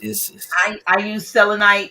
Selenite like this, to cleanse. When I do energy work, I will use this. It looks like a palm stone of soap. It looks like soap, and I clean between that and black tourmaline. I use those things to energetically cleanse, because you recognize if you're even now with everybody with things spiking off of people, is good to have stuff like this to bonus gold and silver too. Gold and silver. When you meditate with it, it's real. I'm always doing that with silver. I know. It helps strengthen your aura, and it helps purify. But it's an insulator. Like that's why they do it with technology, because copper moves the energy, it moves the flow, but gold and silver amplifies it. It makes it stronger. So, yeah, keeping some on you, or meditating with it, because when you have a strong aura and you have your emotions are are controlled, your energy centers are, you know, it creates a strong field, your biofield. It creates it's harder, it's like a thick layer. You know, you if you ever seen the aura, that outline, they expand and they get quite wide. But it's harder for entities to latch on to you, to to latch on and influence you, because it's stronger, because your emotions are in check. So you're not pinging around, you're not balanced. So You know, you want to be um a thermostat rather than a thermometer, yeah, because exactly. when you're a thermostat, you regulate the energetic temperature. Yeah, But when don't be you're a controlled. thermometer, you have no You're control. You just reacting. you're reacting, and so that's what, if when you walked into that room, with all the chaos, if you were stronger and strong enough and could have held that space, eventually your energy could have overtaken the negativity. And a lot of times when you walk in a room, you can change, the atmosphere You can changes. influence the room. You can influence the room because of your energy that you bring with you. So a lot of times people just like, oh, everybody, they raising hell, well, let me raise hell too. But maybe that's not That's what the not, room needed. Maybe it needed some peace. So and you have to come in, holding the peace, the space of peace. because it's And action and reactions. There's right. consequences for everything you do. You may be in your feelings for that moment, and you may make a irrational decision, but you won't escape universal law. It's going to be a effect for what you're going to do. So if you respond to something because you are in, now don't get me wrong, like if you got to defend yourself, or if you have to do whatever you have to do to survive, again, do it. But if you are being influenced and it's a situation that's not that serious, and you respond in a way to where you are putting you're putting oil, or you adding gasoline, to a fire, then it's going to make it a worse situation. But you're still going to have to deal with the consequences of that situation down the line. There's no escaping that. So are you going to have are you aware? And this is when it comes to, you are thinking as a thinking in a fifth dimensional mindset. You're thinking in a fourth dimensional. You're thinking on a higher, because you are thinking of the possibilities of the different potential outcomes. So it's like, how am I going to respond to this? And you taking a couple of seconds to thinking, okay, if I respond emotional, I get mad, I get into it, what can happen potentially? You have multiple different endings. You taking another second to think, okay, just gonna back up, I'm gonna breathe, I'm gonna gather my emotions, gather my thoughts. It's not even that serious. I'm gonna let it roll off. Maybe you may even have a moment to where you feel you can mend the situation, like, man, you know what, my bad, that was on me. Sometimes you can't do that. It don't work every time, but sometimes eye to eye can be fixed with a heart to heart, and it's like you having that moment of like that, my bad. Then it may influence that person, because again, you are in control of your shit, you are in control of your energy, you're in control of you, and being in control of you, the person who you're dealing with may not be in control of them, So you being in control of you, them not being in control of them, you influencing them. So you opened up and you had that, yeah, my bad, I'm just going through some stuff. Boom, boom. Not next thing you know, they talking to you saying, you know what? Yeah, man, I'm going through it too. I don't even know why I even reacted like that, because a lot of times people don't take the time to think about their actions to after it happened, Right. especially right now. Like you said earlier, you gave an example of someone blacking out. There's been situations where people black out and they do something extremely out of pocket, no get back from. You can't get back from that. And then they come back to themselves. They're like, man, I don't even know why I pulled the trigger. I don't even know why I pulled it out. I don't even know why I did that to them. Or I don't remember pulling the trigger or Yeah. taking it out. Yeah. Somebody was also telling me, and I'm not sure who said it because this is not my thought, that a lot of times, and I may have seen on the video, that these prisons have been set up to On be burial grounds. Well, not necessarily that whether they're on burial grounds, but they're set up as these men and women are creating a human battery situation. So Yeah. these prisons that can draw the energy out of these where you've got these contain people are contained in volatile situations. There's anger, there's rape, there's murder, there's Ego. secret ego, then there's crooked, wardens and what do you call them, the whatever the people are that take care or Mm-hmm. over that watch over the prisoners. So all of this energy is happening in there. It's negative, but they become like they're batteries. They're like batteries. So this fear, all of this is being sucked out of this. So each prison is a cell. It's like Yep. a what do you call it? A power copper top. Same thing Cell. for arenas. Arenas, what you're Right. dealing with, same thing for war, battlefields. Right. Anything where you have a high concentrated, a vast amount of a certain type of energy is going to attract things on that frequency bigger and bigger and bigger. The more you have, the bigger the thing things may be attracted, and when you have, again, like you said, you have these different places, these different feasts for these entities, in these cells. You add them all together. What are they feeding? They feeding the beast. The system is the beast. Same thing with hospitals. Same thing with Nursing homes and different. It's mental institutions. you have so many. Examples, even projects, where they stack people on top of each other. Yeah. There's so many of these because it's you are a energetic being. That's what you is. You are putting out this kind of energy. You are putting it out. They're like it said, the energy is the currency. They feed off that energy. It's a lot of spiritual astral vampires. They've been around for a long time. They feed off of this energy, and because of what's happening right now in the transition and that what we are making, a lot of the systems and a lot of these entities, they were based off of belief. It don't fly with Aquarius because because when you know better, you do better. You feel me? True. Right. So it's like, but when you believe, and you can give your belief and your energy into something that may not really be rocking with you, how you rocking with it, and it's feeding off of you. And again, it's not a good or a bad thing. This is what it does in nature. So it's going to do what it's designed to do. That's why you got some people and some individuals who work with different kind of entities, some positive, some negative, and they may not vampire off of them because, again, it's all about control. They're useful to them, so they're using them to get the greater amount. Just like we talk about, in the movement, the more divine and national movement. You got agents and trolls and all of this. They look like us and all that, but they working for somebody else to the benefit of them.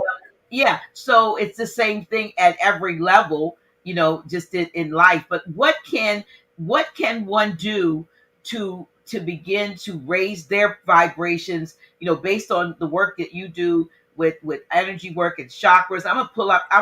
You have a brand new book, right? Yes, your first book is I'm gonna pull up it. Oh, I got up here in front of it. I love the cover. Chakras, breathing, and energy: a practice guide to energy, the 12 chakra system, and how breathing activates them. This is your latest book, and it is when it says a practice guide. So is this a how-to? Yeah, I give some a lot of examples for different breathing techniques because so the reason why I picked this picture exactly like how it is, because from what I've come across, you have more, it's the traditional 7 chakras. 7 chakras, yeah. But it's more, what I've come across is more than 7. It's a lot more than 7. But you have the main 12, and then the 13th is your whole body, the Merkaba, what they call it. Whole energetic body. The whole energetic body. So when you go from the top to bottom, starting with the red, I go with colors. I don't really go for the names. The red being the survival. When you first come into this world, the root chakra. Yeah. When the reason why I don't go with the names is because after you get into some of the other ones, I don't know. Well, we know the 7, but but for the color spectrum, it goes hand in hand with it. So the root, dealing with when you first come into this world, it's survival.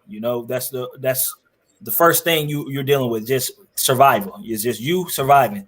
That's why it is the lowest form. That's starting at the red.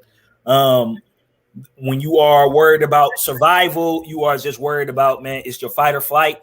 You are worried about what are you going to do to just make it through, whether it's providing for you and yours, it's just all of that. A lot of time, what you do to deal with that, being in stressful situations, because again, the fight or flight is not a bad thing, but it is for what it's used for. Life or death is used for when you need the adrenaline. You need to be on the, you need it pumping. So if you put in a situation where your life is on the line, it's going to help you survive. But when you are put in a situation like traffic, or you are at your you're dealing with your children or your young stars, or you're dealing with maybe relationships, or maybe you're dealing with things that are just stressing you out, got you anxious, got you just you're too out of balance with that, So a good way to balance that is a breathing exercise. It's the 4 inhale 4, hold for 9, exhale for 6. They say because I got it from working my psychiatric work, and they say you're supposed to do for 8, but I feel, and if I'm come across that, if you hold it for 9, not only 9 being the magical number that it is, but it is it helps you gather your thoughts a lot more. So you inhale for 4, hold for 9, and then exhale for 6. Let me change so they can see, so we can see you. So can we try that with you? Oh yeah. So, and you want to do it to where it's not, you don't want it to be feeling like it's stress, like you forcing it. You want it to feel natural, so you just inhale for 4, hold for 9,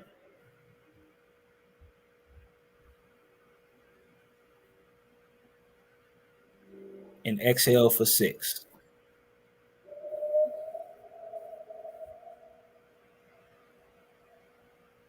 Do a couple of reps of that, 3 reps.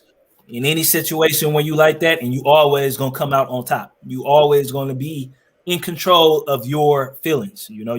Because you are lowering the adrenaline rush. You are bringing it back down. So for people who might have hair, fly off the handle real quick, they stop.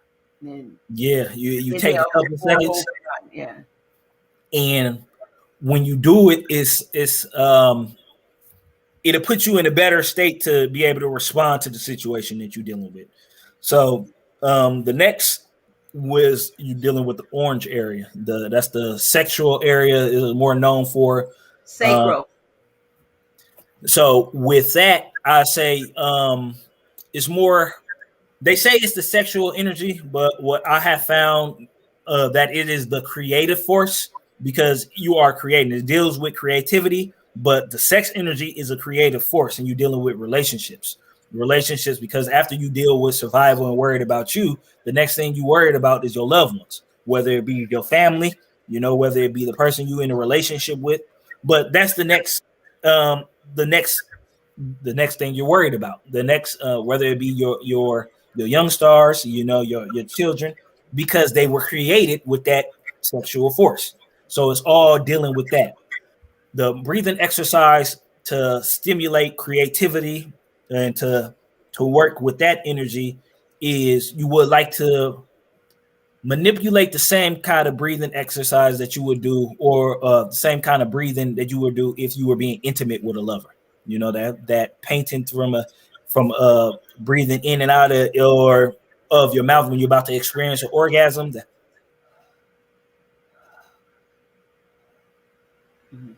It helps create, it helps move that energy from the sexual organs in, because that's what that area is for. So you are basically helping, because that energy is, they say the kundalini, you want to rise it up.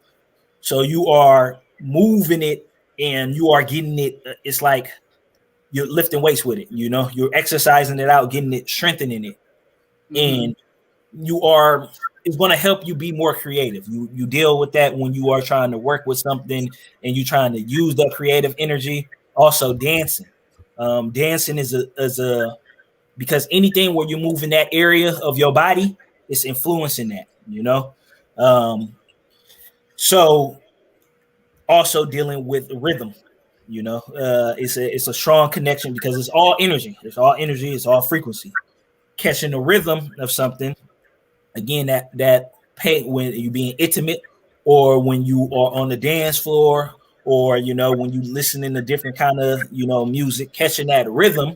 When you're able to do that, it's generating that energy in that area. So if you want to stimulate that area a lot, and I say dancing to a lot of different feel good music, it could an energy exercise I do, by myself. It sounds random, but I always go on top of the hill. Then I get away from everybody, and I have on some music in my ear. A lot of times I listen to different kind of genres, especially a lot of 70s soul music, because that soul music is that feel good music. Listen to that, and I start dancing. I just dance on the top of the hill by myself, move my hips, and it makes me feel good, and it's moving that energy, because your body, it's energy. You don't want stagnant energy in different places, so you want all your body to be active and moving and doing things. And this is how you help move the energy to different parts of your body, by either you doing that kind of breathing exercise.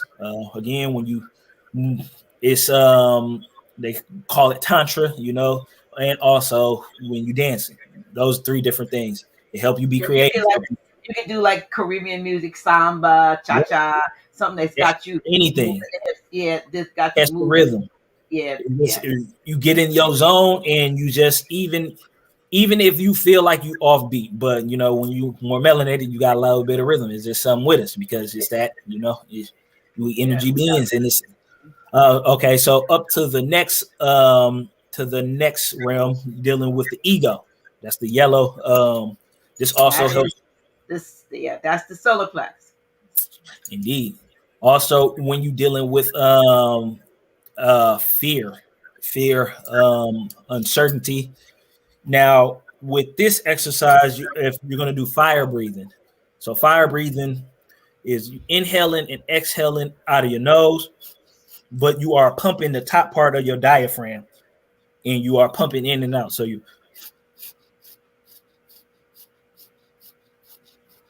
a lot of people do it at a faster pace, and but I personally like doing it in rhythm and sync. I try and keep my rhythm together. So this is influencing that area when you're dealing with the ego, dealing with pride, again, dealing with fear and uncertainty.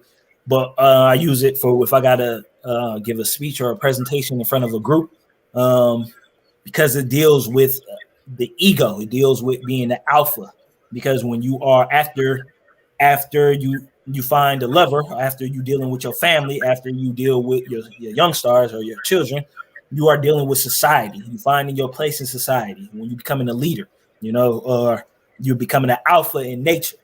So that area is stimulated, and you are dealing with, you're dealing with, again, the ego is not good, it's not bad. When it's out of control, then it could cause harm for you. When it's in control, then it could help you out. So it's to keep it, because it's always a lot of talk where people talking about, man, get rid of your ego and everything like that. Personally, in my experience, I was always shy. I was always more, more. I needed to work on being more assertive. You feel me? And letting my ego shine. For when it comes to me doing things, having more confidence. So you need it to a degree, but you don't want it to get out of control to where you big headed, to where you just egotistical, where you just So it's all about balance. Everything is all about balance. All of these energy centers, it's no goods, it's no bads, it's balance. You want everything to be balanced. Also, another thing with these energy centers, you're dealing with working with the planets. They have connection with planets, and you also have connection with different elements. The first three going from the planets, it'll be from Mars to Venus, and then dealing with Uranus. And from the elements, you're dealing with from earth to lava to fire.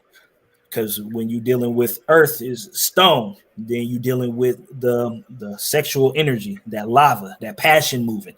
Then you're dealing with the ego, that fire, that intense flame in you, Then you move it on to the next, and this is no name for it on the traditional chakra, but it's more from the Eastern philosophy. It's called the Dantian. So when you're dealing with Tai Chi, or you're dealing Are with, you talking about the green now? no, it's yellow green. It is the green, but it is more of a yellow green. That it was a little bit of a mess up with the colors. But Well, I know generally when I'm dealing with what I know of the chakras, and the fourth chakra is, or whichever way you're going, is the heart, and it's that is the green center. So the green center of the heart being in the chest, and that's why I said it was a little miss up with the color on the picture. The green is the center of the chakra, and the one in between the yellow and the green is supposed to be a yellow green, because you're dealing with the Dantian. The Dantian, okay, so that's a different one that's not normally on the seventh chakra. yeah. You only deal with it when you're dealing with Taoism. Or you're dealing with the Tao. It's more Eastern philosophy. And with the thing with the Tao, so it is 2 inches below your belly button and 2 inches in. It's your energy storage. You know how you were saying we are batteries? So this is where you store the energy for your battery. And as you get higher up on the energy center, and with the breathing exercises, it's one where you generate that energy, that electricity. But for this one, so you're going to inhale through your nose. And when you inhale through your nose, you are going to suck in your lower abdomen. So you inhale, suck in your lower abdomen. You should feeling like you pressing in. Again, it's 2 inches below, and it's 2 inches in. And when you suck in, inhale and release, exhale through your mouth, and you let go. When you get more advanced, you can squeeze your glutes when you're on the inhale and release, and to generate a little bit stronger. But you inhale and exhale, releasing your stomach. So this energy is when you're dealing with, when you start to move into the nature world, is dealing with, because so you know how you said the heart chakra here, this is where you got love for everything, yes? And the yellow is when you're dealing with the ego. But before you have to have love for everything, you have to have love for nature. You have to be able to connect to nature and deal with the elements, connect to life. Before you can have love for everything in this universe, you have to have love for that. So when you're dealing with this area, it is also where we were talking about with astral projection, with the where the cord is, the silver cord, or where they say it's connected to your belly button. It's inside. It is. That's where it is. Then it comes out through the sternum between your chest and your diaphragm. This area right here. This is where the actual center is of the storage of the energy. But you stimulate it from the dantine. So that's why you. But you suck. You pulling in your dantine and you inhaling at the same time, and you'll feel it in this area. Uh, Different sensations vary for different people. It may be tight, it may be hot, it may be cold, it may be, and this is where all your different chakra centers, or your energy centers. You're gonna have everybody's gonna have a different sensation, when they stimulating their energy. They're gonna feel different things when it's starting to come online and it's starting to be activated. What you was gonna say? I was going to ask you also, do you do guided meditation, group guided meditation, or individual work with individuals? Because there was a lot said over the last 10 years or so regarding mindfulness. Yeah, And because I'm a traditional monkey brain, right? So a lot of people are, and if you don't know what a monkey brain is, y'all, that means that your thoughts go from one thing to another, ding ding ding ding ding. And yes, so when you're trying to get to a place of here's some whistling, sorry. But then you're trying to get the place of balance and mindfulness, to me, is deceptive, because I was thinking, well, if my mind is always full. That's not what it means. It you doesn't want mean your mind empty. It's you okay. So it's it's like it's like an oxymoron, because it really means empty. And they say you should be allowed, if a thought comes in, observe it, but don't interact with it. Let it pass. And let it roll, let it go. Yeah, and it's hard to do. yeah, because I'm like, if it's in there and I know it's in there, then I'm thinking about it, because it doesn't, it's not abstract, or it's not apart from me. It's in there making its presence. And what am I supposed to say? I'm not listening to you. You don't do that. You just gotta watch it. You have to observe it. So how I was saying earlier, I said because of the mental space, a lot of the thoughts that we have aren't our own thoughts, and we share a lot of thoughts, just walking around the mental space. Same thing with meditation. A lot of the thoughts that you have, they may come from the outside world, or it may come from, you have your own thoughts, you have thoughts of your past and other things, experiences. Then you have other influencer, the outside, being a connection to that mental space. So being mindfulness, or with, and this is when you get into more advanced meditation, because it's a whole bunch of different types of meditations. You can focus on different parts of your body. You can focus on moving the energy up your body. You can focus on things that you have to get done, certain tasks. You can focus on if you want to manifest something, you can focus on that thing, and you are replaying that loop. Neville Goddard talks a lot about it. I got it somewhere on the book, Chuck. But then you have the getting into the advance of, because it's easier to focus on something than think about nothing. Thinking about nothing, it is not. It's not an easy thing. Getting your mind completely blank to where you're at a state to where it's no longer getting those thoughts. Even when you get to the level of holding it for 10 seconds, that's a match. Congratulate yourself, even if for a few seconds, because it's very, very, very hard to do. Most people are not even aware of not thinking, of being able to sit or be able to not think and have thoughts going past their brain. When you get to two ways that will probably help. One, listening to music with no words. If you listening to just tones or listening to just instrumentals, then it's quiet the thought, and then, again, you will advance and move on from that. But this will help you get there, because when you listen to music and you listen to instruments, you will notice that you're not having as many thoughts. It's not as much chatter or monkey chatter, as you say, going around in your head, because it's being drowned out.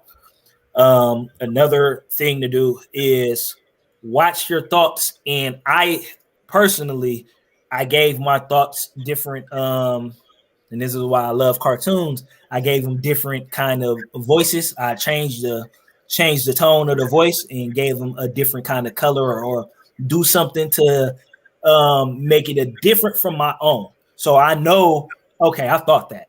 Okay, that was not one of my thoughts, you know. So I Mhm. and I watch it to see, okay, boom, this just popped up, and I keep track of it.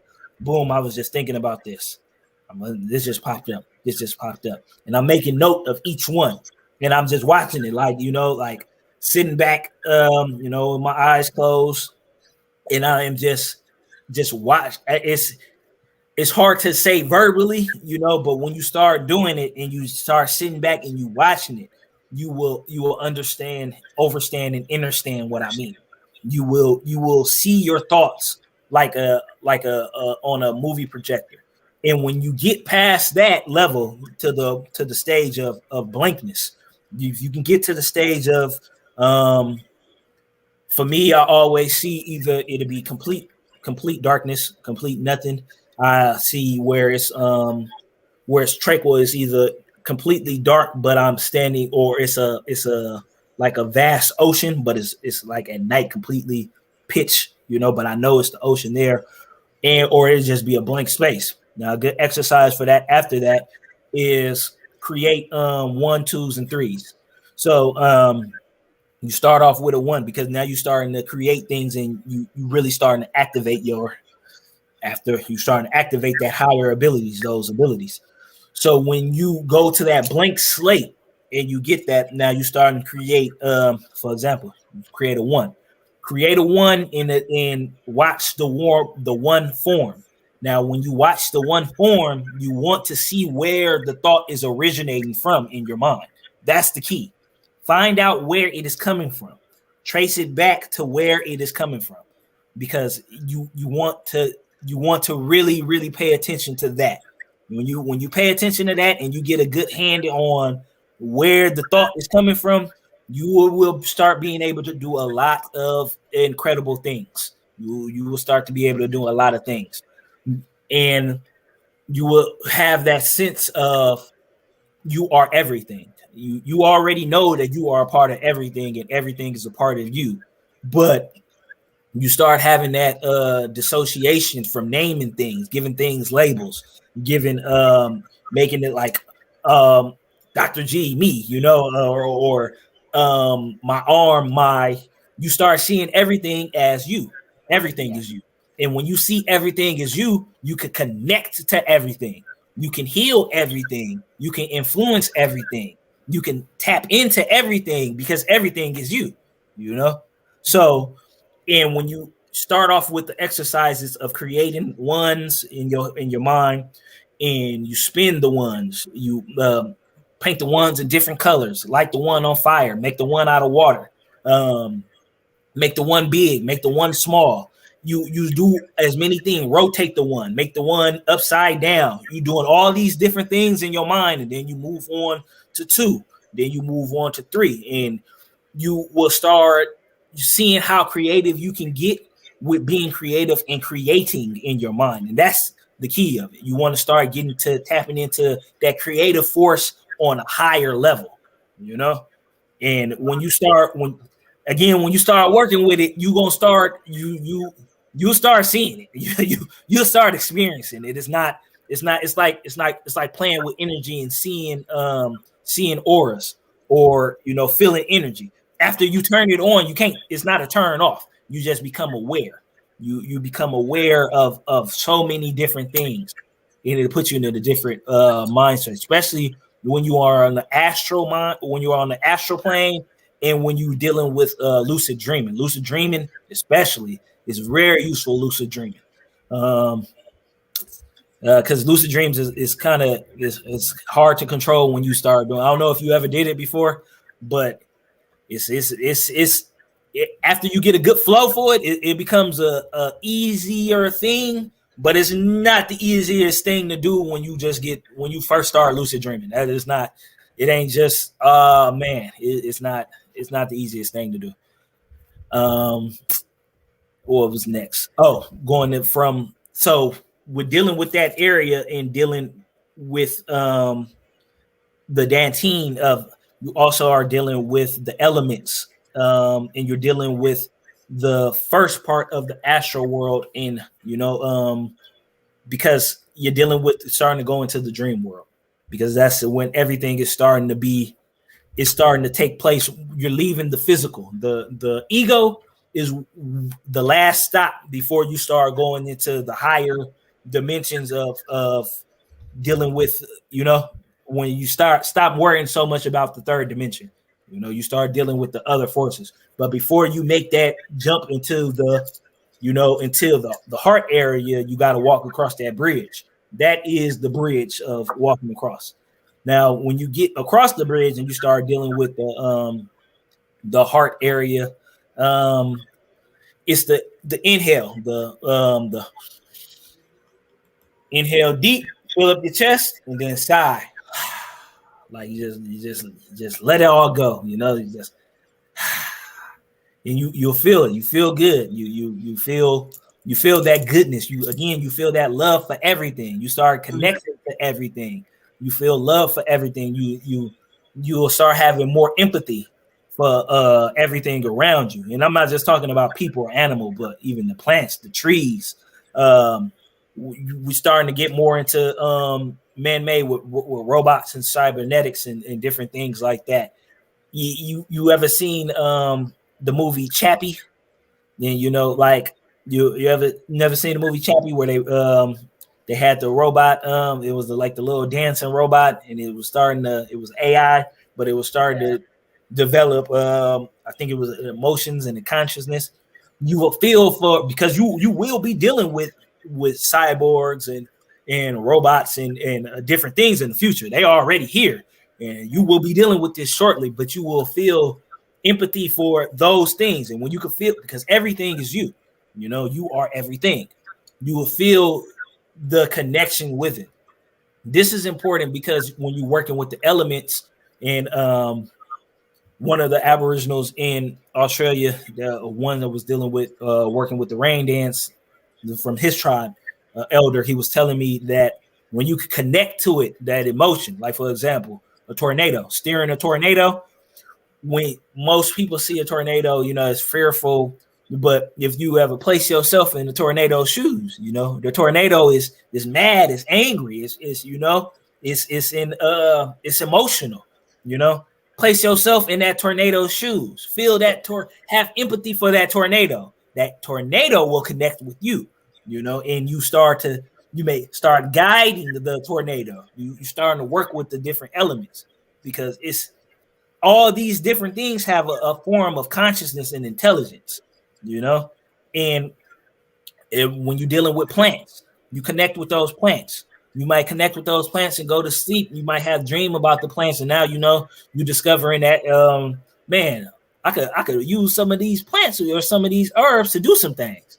Then it just started coming to you because the plants is communicating with you. It's how it works. The animals will start coming up to you because they are you have that connection with those animals.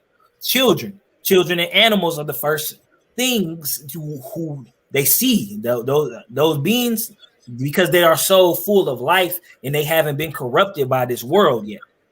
They are still pure. They haven't been bombarded with the things that we've been bombarded with after we start getting into adulthood and all playing all the bad matrix, the false matrix. So they still pure. They still have that higher sense of energy. So when you start connecting to them, your energy is getting to a level, because they start coming up to you. The birds will start flying around you. Bees will start coming around you. That follows me all the time. Dragonflies. I've had dragonflies follow me like to different parts of the day. I mean, like I'm like, the heck, dragonflies eat mosquitoes. They eat parasites. Great. So dragonflies are protectors. They are very high vibrating. Same thing with hummingbirds. They are very high vibrating, because they flap their wings. If they come around you, it's a good that's a good sign. Yeah, So I've always got them around me. It's dealing with the dragon. It's it's a good thing. So these different things, beings of life, you'll have empathy and you'll have a connection with, and they'll have a connection with you. And it's more, you know how like you when dealing with people, it's you could do for them and they might do for you, but sometimes they might be feeling some type of way. It ain't like that with nature. If you do for them, they do for you. They look out for you like you look out for them. And when you're dealing with other entities on the fourth dimension, it's similar, but they are more closer to humans than they are as they start getting higher up. You got some that don't like humans. You got some that, just some do. Some like playing tricks on them. Some just like feeding off of them. Some like working with them if they work with them. It's just different relationships. It's all relationships, connections. Depends on depends on you. It depends on how you vibrating. Depends on the contracts you make with them. It depends on the contracts you made, before you got here. It's different things. Spirit animals. Okay, so then after you leave that center, you're dealing with and that's also dealing with wind. The void is the dantine. Is just the ether, the blankness. You're dealing with that void. When you deal with the wind, or you know how like you have a little flame and you see the transparent coming off the flame when it's hot, the heat, the that's that ether. That is that area of right there. After you go to that, you start dealing with the wind. When you are light, when you're doing these exercises, as you start connecting for everyone has different strengths with different elements and different, work with you. One of my reminders is the wind. When I feel the wind blowing, I know I'm on the right path. I know it's something that is like when I'm working with the wind, I know I am in my zone. I know, because I can pay attention to where it gather around my palm, where it gather around my body. Is when you get to a point to where you working out of your third eye or your pineal gland, and you starting to see with your eyes closed. You'll see the what the wind look like. You see what the water look like. You see what different things, and I mean they transparent and it's elusive, but you can see it. You can definitely see it. That's why if it's ever a tornado or it's a strong gust of wind, it get kind of gray, but you can follow it with your eyes. So it looks exactly the same way, but it's thinner, and it's more transparent. But it looks, So when you get to the throat area, the blue area, you're dealing with water, you're dealing with communication, you're dealing with mercury, you're dealing with knowledge, you're dealing with memory, you're dealing with let's see what else. The emotion there, sometimes sadness, How about expression. That's why they say the blues. I got the blues, because I got the blues is sad, or they say a lot of people who are a lot of which brain thinking. When you are more into books or you are more too analytical, you are detached from you ain't empathetic. You are so you so caught up in just the science. You ain't got the emotion. That is when you are imbalanced in this area. You are too that way because it's dealing with science, it's dealing with the knowledge, it's dealing with that.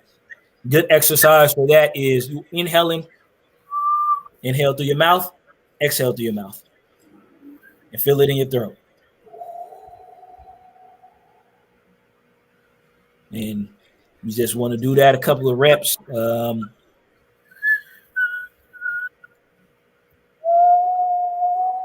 Make it like a tea kettle. Tea kettle sound, you just blowing, Now, when you are dealing with the next area, cerebellum, that is the dream state. Dealing with Neptune is dealing with the imagination. You are starting to go into the higher waves or the higher realms, the sleep stages. You know, before you get right to the imagination or till you get to before you get to the astral, you're dealing with the imagination in the sleep world. Now, exercise for this is you do the same exercise, but you want to squeeze your glutes, same as with your throat, but you squeeze your glutes on the inhale and the exhale. So you should start feeling a little pressure at the base of your skull behind you. Now, when you start About stimulating, the occipital nerve right there. yep. So when you start stimulating that area, your dreams will become more intense. You'll be dealing with your lucid dreaming. You may start having some lucid dreaming episodes. You it's dealing heavy with the dream world, and the keeping that balance is important because you don't want to be over much into the dream world. You still want to be attached to hear what's going on. You know, you don't want to be in la la land 24/7. But as we merge more to the dimensions merge more, the higher states controlling those areas are going to become more important, because if you can create things with your imagination, you can create things in your world. You can create, Manifest, yeah. bring everything to life, bring everything to you. And so that's the water. And when you start getting into this is the ice. So because as you move up from earth to the lava, fire, to the ether, to the wind, to the water, to ice, because you know when you get higher up to the atmosphere, you're going higher up to the sky, it gets colder, you know. So and it freezes. So when you get to that realm, it's that. Then after that, you start dealing with electricity with your pineal gland and with the Saturn, the purple area, and with this breathing exercise, you want to keep the tongue at your roof, like that. Keep your tongue at the roof, and you want to squeeze your glutes, and you inhale through your nose, exhale through your nose, and you want to suck in your stomach while you're doing it. Now, this is what I said earlier. I was talking about that battery, from you merging, creating that electricity, create from your head to your base. You are bringing it together, and you are creating that charge in your body, and you creating that charge in your body. With the tongue, you can do it with a lot of the other exercises, like the heart or dealing with the dantine or some of the lower ones, but that's more on a more advanced level. The same thing with with squeezing of the glutes, because it's only two ways. It's only one, two ways in and out your body, through your mouth, out your. That's it. That's all. So when you lock those areas, you are keeping the energy inside, the energy from the oxygen, and you are still stimulating, sending it to your blood. You are, sending it all over. It's more and keeping it in your organs. So that's where the energy is going, and you exhaling it, still getting it out. But that's for that. Now, moving on, you dealing with the crown, the gold area, the sun. You want to do reverse breathing. So this one is a little trickier. When you inhale, you are going to expand your stomach out, and when you exhale, you suck your stomach in. You keep your tongue at your roof, and again you squeeze your glutes. And again, it's a little bit, so you can do it in steps to get to it, because it's a little complicated to remember doing all of it. But you will feel it. So imagine, when you're doing exercises, when you pull in the wires or when you're going like this, that's, imagine doing that when you breathing in, because you're pushing your stomach out. So you filling your belly up, and you exhaling, sucking your stomach in, but squeezing. And you pushing out through your crown. So inhale, then exhale. pushing it out through your crown. The exercise dealing with this is meditating with gold, because you're dealing with that energy. The connection to this, you will feel the macro level. You are starting to connect more to the cosmos, to the universe, our solar system.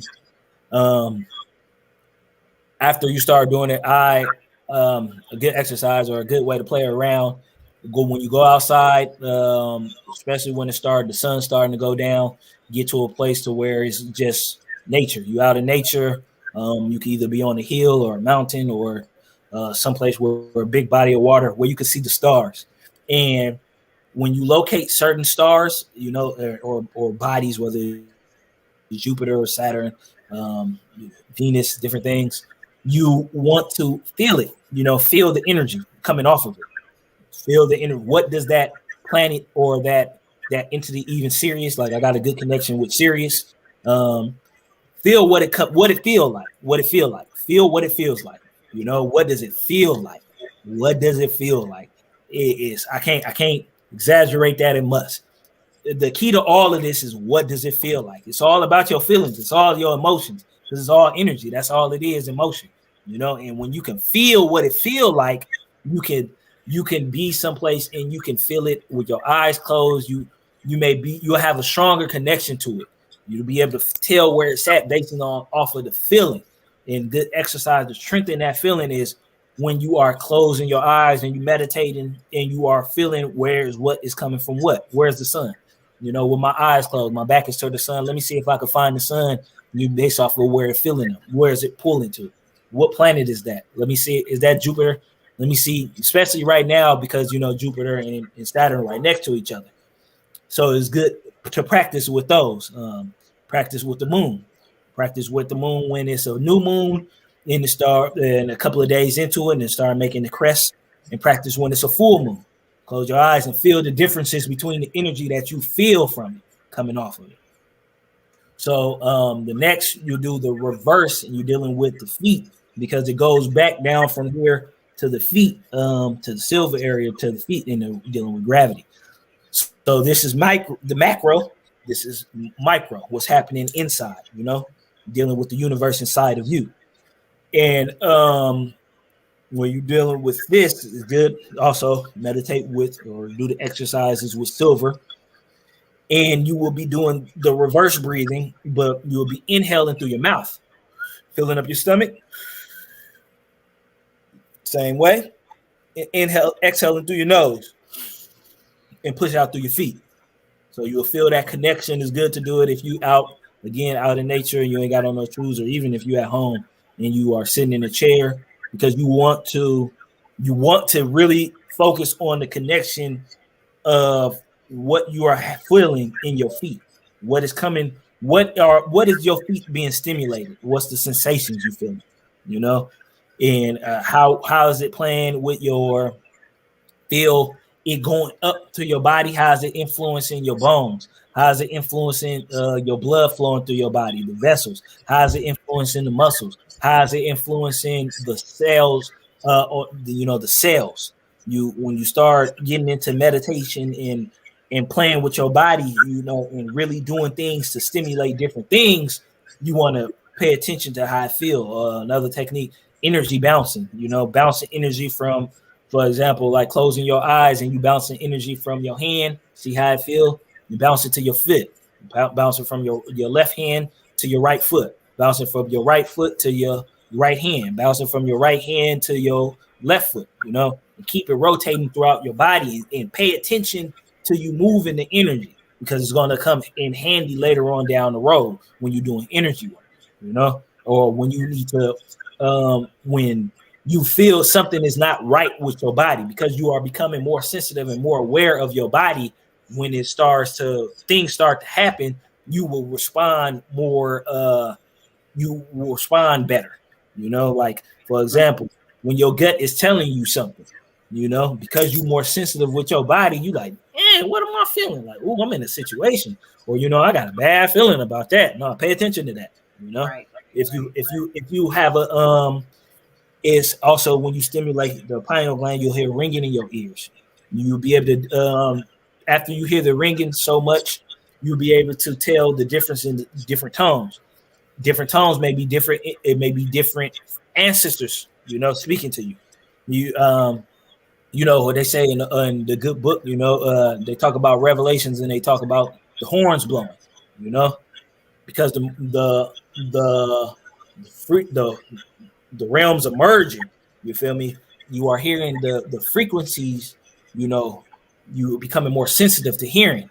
Yeah, like dogs, they sense it you more. You become more sensitive to different sounds, and also working with again, shout out to Real Nagas. These tuning forks, different tuning forks, feeling it. Yeah. The different frequencies. When you start paying attention to the different frequencies and paying attention to the different tones, you will start noticing differences in the patterns or the different what you hearing. And that's important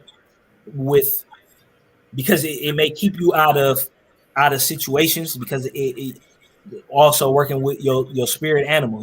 If you got an animal that pop up with you, or that you've always been attracted to, or had a certain connection with.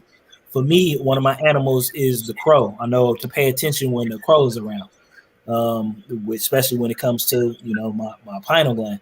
It's with me noticing different things, and when it comes to a spiritual aspect or a psychic aspect, I feel a pressure in this area.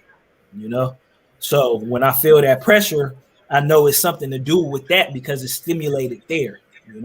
So another random story. So my brother had passed last year in 2020. And when he had passed a couple of days, or maybe it was the day before, or maybe the day of, I had an intense dream, and I had a dream about different serpents. I was in a room with it was me, my sister, and my little brother, and my older brother wasn't there. Then it was a room full of serpents, different colors, different sizes, and I didn't feel like any fear or anything from it, but it was man, an intense amount of they were everywhere. And again, I didn't feel fearful. I didn't feel that coming from it. It was just like, dang, it's a lot of snakes in here, and it was something else that happened with the dream, dealing with music and with entertainers. And my brother was an artist, and that's how I kind of got involved with the entertainment world, because he was an artist in the early 90s here, and he got kind of big, but the industry kind of did him dirty on multiple levels. And that's when I started first noticing, the wickedness in Hollywood and with entertainment. But I digress. The snakes was important because I work a lot with serpents, with snakes. I even have a little serpent right here. So when I had that dream, I didn't know what it meant. But after I got that call from my sister and she told me what happened, it just clicked, it just clicked. And I was like, man, that's what the serpents was telling me, that's what, and so pay attention to the animals that you have around you. You some people have a few, some people have more than a few, like I'm big with dragons, big with lions, but the serpent and the crow, when they come around, I know it's some time for me to pay attention, Mine was bat and frog, and I ignored the bat. Bat appeared out of nowhere in my office with closed windows, and I ran downstairs to the front desk, and I was working late that night, and I said, I thought it was a bird. I could see the reflection because I had a corner office with windows all around, and I thought the picture in the front was reflecting the window behind me, and a bird kept fluttering. It's like, why is that bird fluttering like that? And all of a sudden, my gaze went up, and it was a bat about this big, and it was over my head. There were no windows open. Nothing opened, and there was a bat. So I run out, and the guy comes up from the security, and he killed it. I put a picture on Facebook, and people were like, "They shouldn't have killed it." I mean, he said that was a totem. So when I looked at the bat meant, if you see the bat meant change, and it was about that time when my the mayor, because I was the director of real estate and housing, the mayor was running for re-election, and the bat was coming to tell me he's not going to win, and you're going to be prepared for a change. I ignored it, and that's exactly what happened. So then I tried to work with another candidate, an independent, and a frog showed up in the basement of House of Real Wicked and Minds, a little baby frog from out of nowhere, and I didn't see the frog, but I was told the frog was there. And then by the time I did see the frog, it had grown bigger. And when I checked what the frog meant change. I was trying to work with somebody else to get it. And it was like, nope, he's not getting it either. Things are going to change. And guess what happened? I retired. Oh, man. Yeah. I found out that when I saw the bat, I was in a position to retire. And I didn't know we had to have like rule of 85. Your age and service had to add up to at least 85. And I made rule of 85 like within days of the bat showing up. And I felt so bad that the bat died to tell me something that I had to learn later on. But bats and frogs both mean change. That's interesting you say that, because it made me think about, because I didn't know that what bats meant that, but it made me think about Batman. That is one of the movies you bring back all the time. Like, I'm a big person again with cartoons and comics and in that world, because it's, especially with animations, they tell you exactly. It's more truth in animation and cartoons than it is in reality, because they preparing the next the generation to come, subliminally for what it's going to be. You can always tell, because the correlation with the popular cartoons for that genre.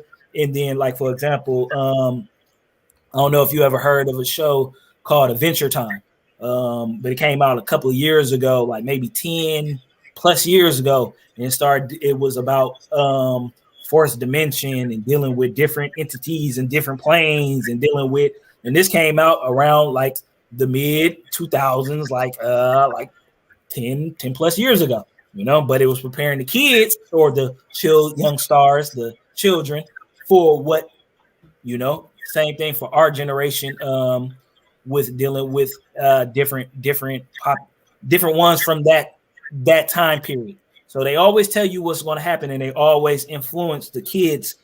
The biggest shows for the young stars for the what's going to happen. So when you said what you said about Batman, it made me think about the changes that are happening. Like, even if you watch the Dark Knight trilogy, it goes from dealing with chaos first, or no, it goes from dealing with the Secret Order first, and that is the intro when you're dealing with fear. First comes the fear, then comes the chaos, and then it comes the destruction. And it comes to, and that's exactly what is happening right now. It's like the movies told you exactly what was going to happen before it happened, because they tell you exactly what's going, because that's the way they get rid of their karmic debt. They tell you what's going to happen. And when the movies are bigger, you think that is just entertainment, but it's like, for example, like, how many different times can you do the same movie over and over again? You remake it, and they've been since before even the first movie with Jack Nicholson, and then you had so many more, and it's a new one coming out right now. But it's because there's so much change happening in this period. There's so much change of transitioning and happening. I need to learn the symbols and so forth, the signs and the symbols. But listen, we have gone over about 39 minutes. Love that, time flies when you're having fun, and I'm enjoying it. Have to bring you back, but my body is going. We say my body's telling me go. And so because over there you're 3 hours earlier than it is over here. Slowly over there. Yeah. I don't know whether you do class. I know you do counsel. You consult counsel and so forth. I did put up your if one goes to your IG account, they can also email you from there. I was message you on your Yeah. IG, and then the book is available. Is it an ebook? Is it Um, is it a audio? Physical, print book, audio book, and ebook, all three. Who's doing your narrate? Are you reading your own book? No, I had a narrator through ACX on Amazon. Okay, so they can get you can get this. But I'm gonna put it back up. Excuse me. The book is available, even though look, I got stuff over it. I'm gonna move some stuff Yeah, so that's you can cool. see it. But anywho, I'm trying. Okay, here we go. Okay, chakras, breathing, and energy. A practice guide to energy, the 12 chakra system, and how breathing activates them. I want you to go out and get that book. I'm gonna have this brother back. Reach out to my brother, and let him know how much you enjoyed. Share the video. If they weren't able to see it, please share it. And I really do appreciate, excuse me, you reaching out to me and coming on the show. I mean, because you never know who's in the audience, and like some of you out there, we know you have some things to share. So please reach out to me. I'll be doing some different things on the other channel on different times, but right now I'm simulcasting on both Dr. G is official and official House of Real Record and Minds, but I'll be doing some separate things over there that are more just metaphysical, and maybe not necessarily over here. But I certainly have appreciated this build, this conversation. I appreciate you allowing me to interject so much, but it's supposed to be a conversation, so I have to say something. So No, I appreciate it. I prefer it be like that, I had another guest that told me that I talk too much, and I was like, oh, excuse me. it keep it interesting. Man, Yeah. I appreciate just, man, you give me this opportunity, and like I said, man, I appreciate you and Grand Chic. I appreciate everybody that y'all have on, man, and all the knowledge and game that y'all just give, man. It's man, it really really has influenced and done so much for me. And I appreciate everybody on here too. Like, I don't know if you can check if you're taking a look at the comments, but the comments, if you've been in the chat, sometimes they get crazy over here, but they giving you man love. I appreciate that. I thought y'all was gonna slaughter me for real. Yeah, I didn't have to put up the, I would block you to thing. I didn't feel that energy. And we need more of that. We need more how to, because why, we need to know our get our statuses right. We need to do all that, but we have a higher, more etheric status that needs to get right. And we need to be able to immerse ourselves in those modalities that we have heretofore been not given the opportunity to delve into, because they've been given all of these negative connotations. But people's gifts and they call it the church anointings or whatever. But that, whatever you want to call it, that stuff is coming forth. And now, it's like never before, we need to use this. We need to come together as a single battery and turn this energy around. We definitely can. Absolutely. So reach out to Grandmaster Bey.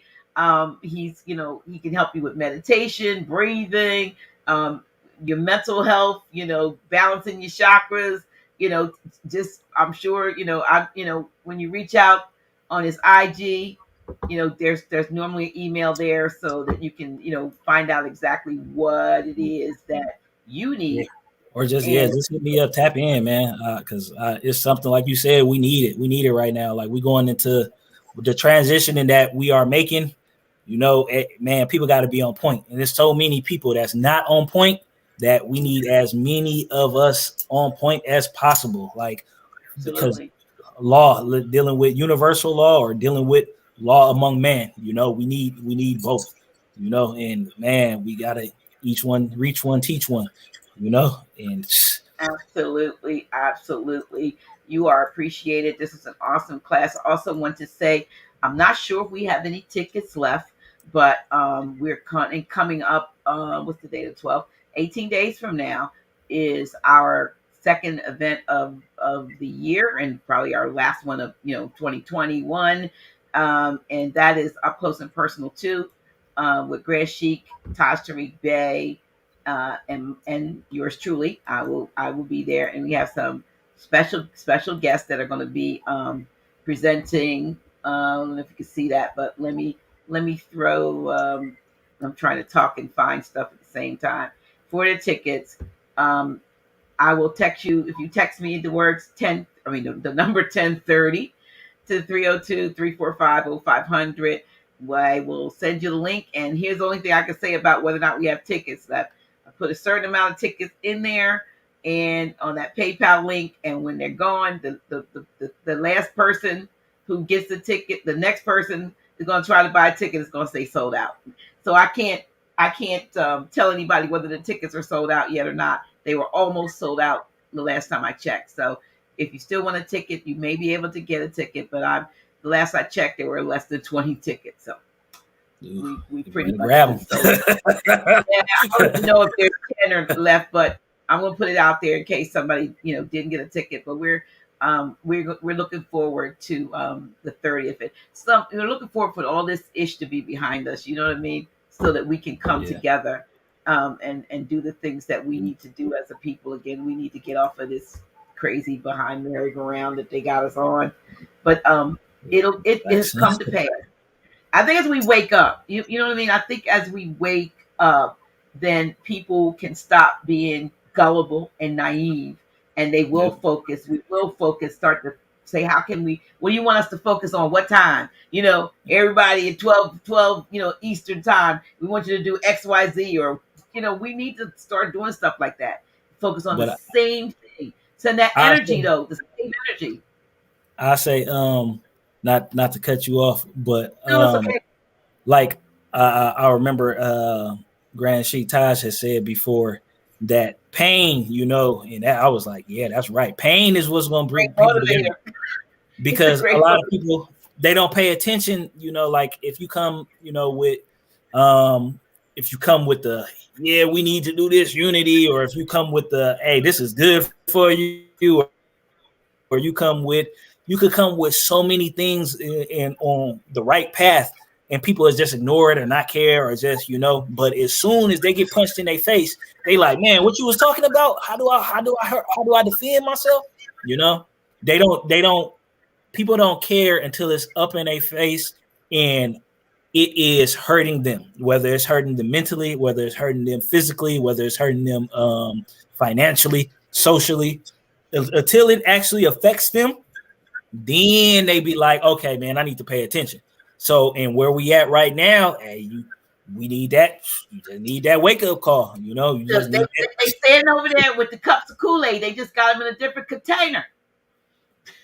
Okay, so they got the Kool-Aid in a different container, y'all. They administering it different. They're not gonna hand you a little paper Dixie cup. Now you know how it comes. It's coming. It's still Kool-Aid. They gonna tell you that because it's like right now. It's like they don't even gotta hide it no more. They telling you what's up. It's like, man, this you not, and you just gotta you gotta be strong enough to where you can make that transition and make that change to do for you and yours. You feel me? Your sea stars, your young stars, your children. And you're my stars. Yeah, that too. But those who want to listen. Right. Because you can't make nobody do anything. It's all about free will, and you can't have that hero complex to where you put so much energy into saving everybody who around you. A lot of people they may not make it. They probably not gonna make it. It's not if it's not for them, it may not be for them. You have to worry about you and yours, and people who want to be on the same hype as you. You can't hinder your growth because, other people who holding you back, is trying to pull you like, no, don't do that. You got to let go. You got to let go. And it's no love lost, but you just got to, man, you got to do what you got to do. It is what it is. Yeah. I feel for you, but I ain't going with you. That's the Do way I feel. it. The choices, choices are, each one of us has a choice to make, That's right. and hopefully we'll make the right choice when it comes to our own health and well-being. So appreciate you. I appreciate you. I appreciate again this Man. build, and all of you who stuck it out with us. Please make sure you like, share, and subscribe to this and the Dr. G's official channel. We have more to come. Appreciate you. So Indeed. I'm gonna do something that I haven't been doing in a long time. I'm gonna go to bed. Oh yeah, do it. Get your rest I'm on. gonna go to bed. I'm going to bed, y'all. I'm just telling y'all, Dr. G be up at 4 o'clock and 3 o'clock in the morning, and that's I Dr. Metallica sent me a clock about what goes on in your body at different Oh times. yeah, When all the times when the work is being done internally, I am awake. I'm thwarting the work. So man. tonight I'm gonna let the work be done. Do that. Definitely do that. I hope you enjoyed. I know you enjoyed yourself, but thank you man, again. this was amazing. Appreciate you. Appreciate each and every one of you in the chat. You are the kinfolk that. Hey, 13 love indeed. Yeah, without them, it would be no office hours with Dr. G, no House of Real Awakening Minds, no, we can't do it without you guys and the guests, the viewers. You all make it all worthwhile, and I certainly do from the bottom of my heart appreciate you. Definitely. All right, we going out. Appreciate it. We going out like this, y'all. I don't remember what the song is.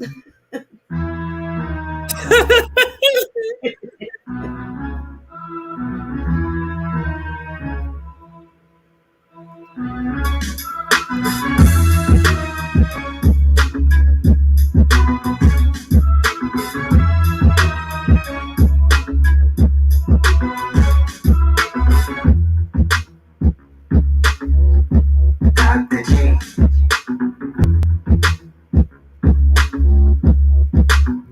Really? Who's she? Yeah, that's me. Dr. G.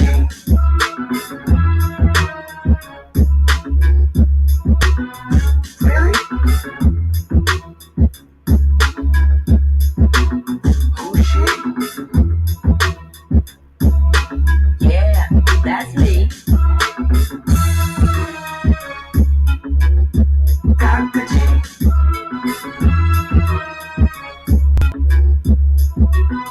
Really? Who's she? Yeah, that's me. Dr. G.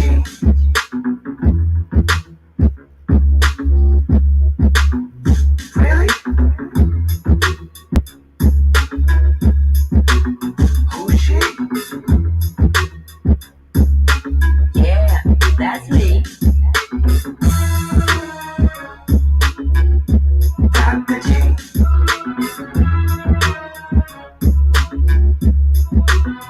Really? Who's she? Yeah, that's me. Dr. G.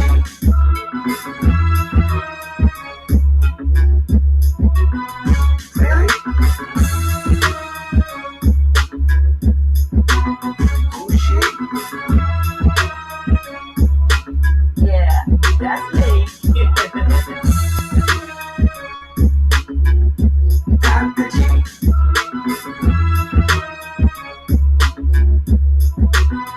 Really? Who's she? Yeah, that's me.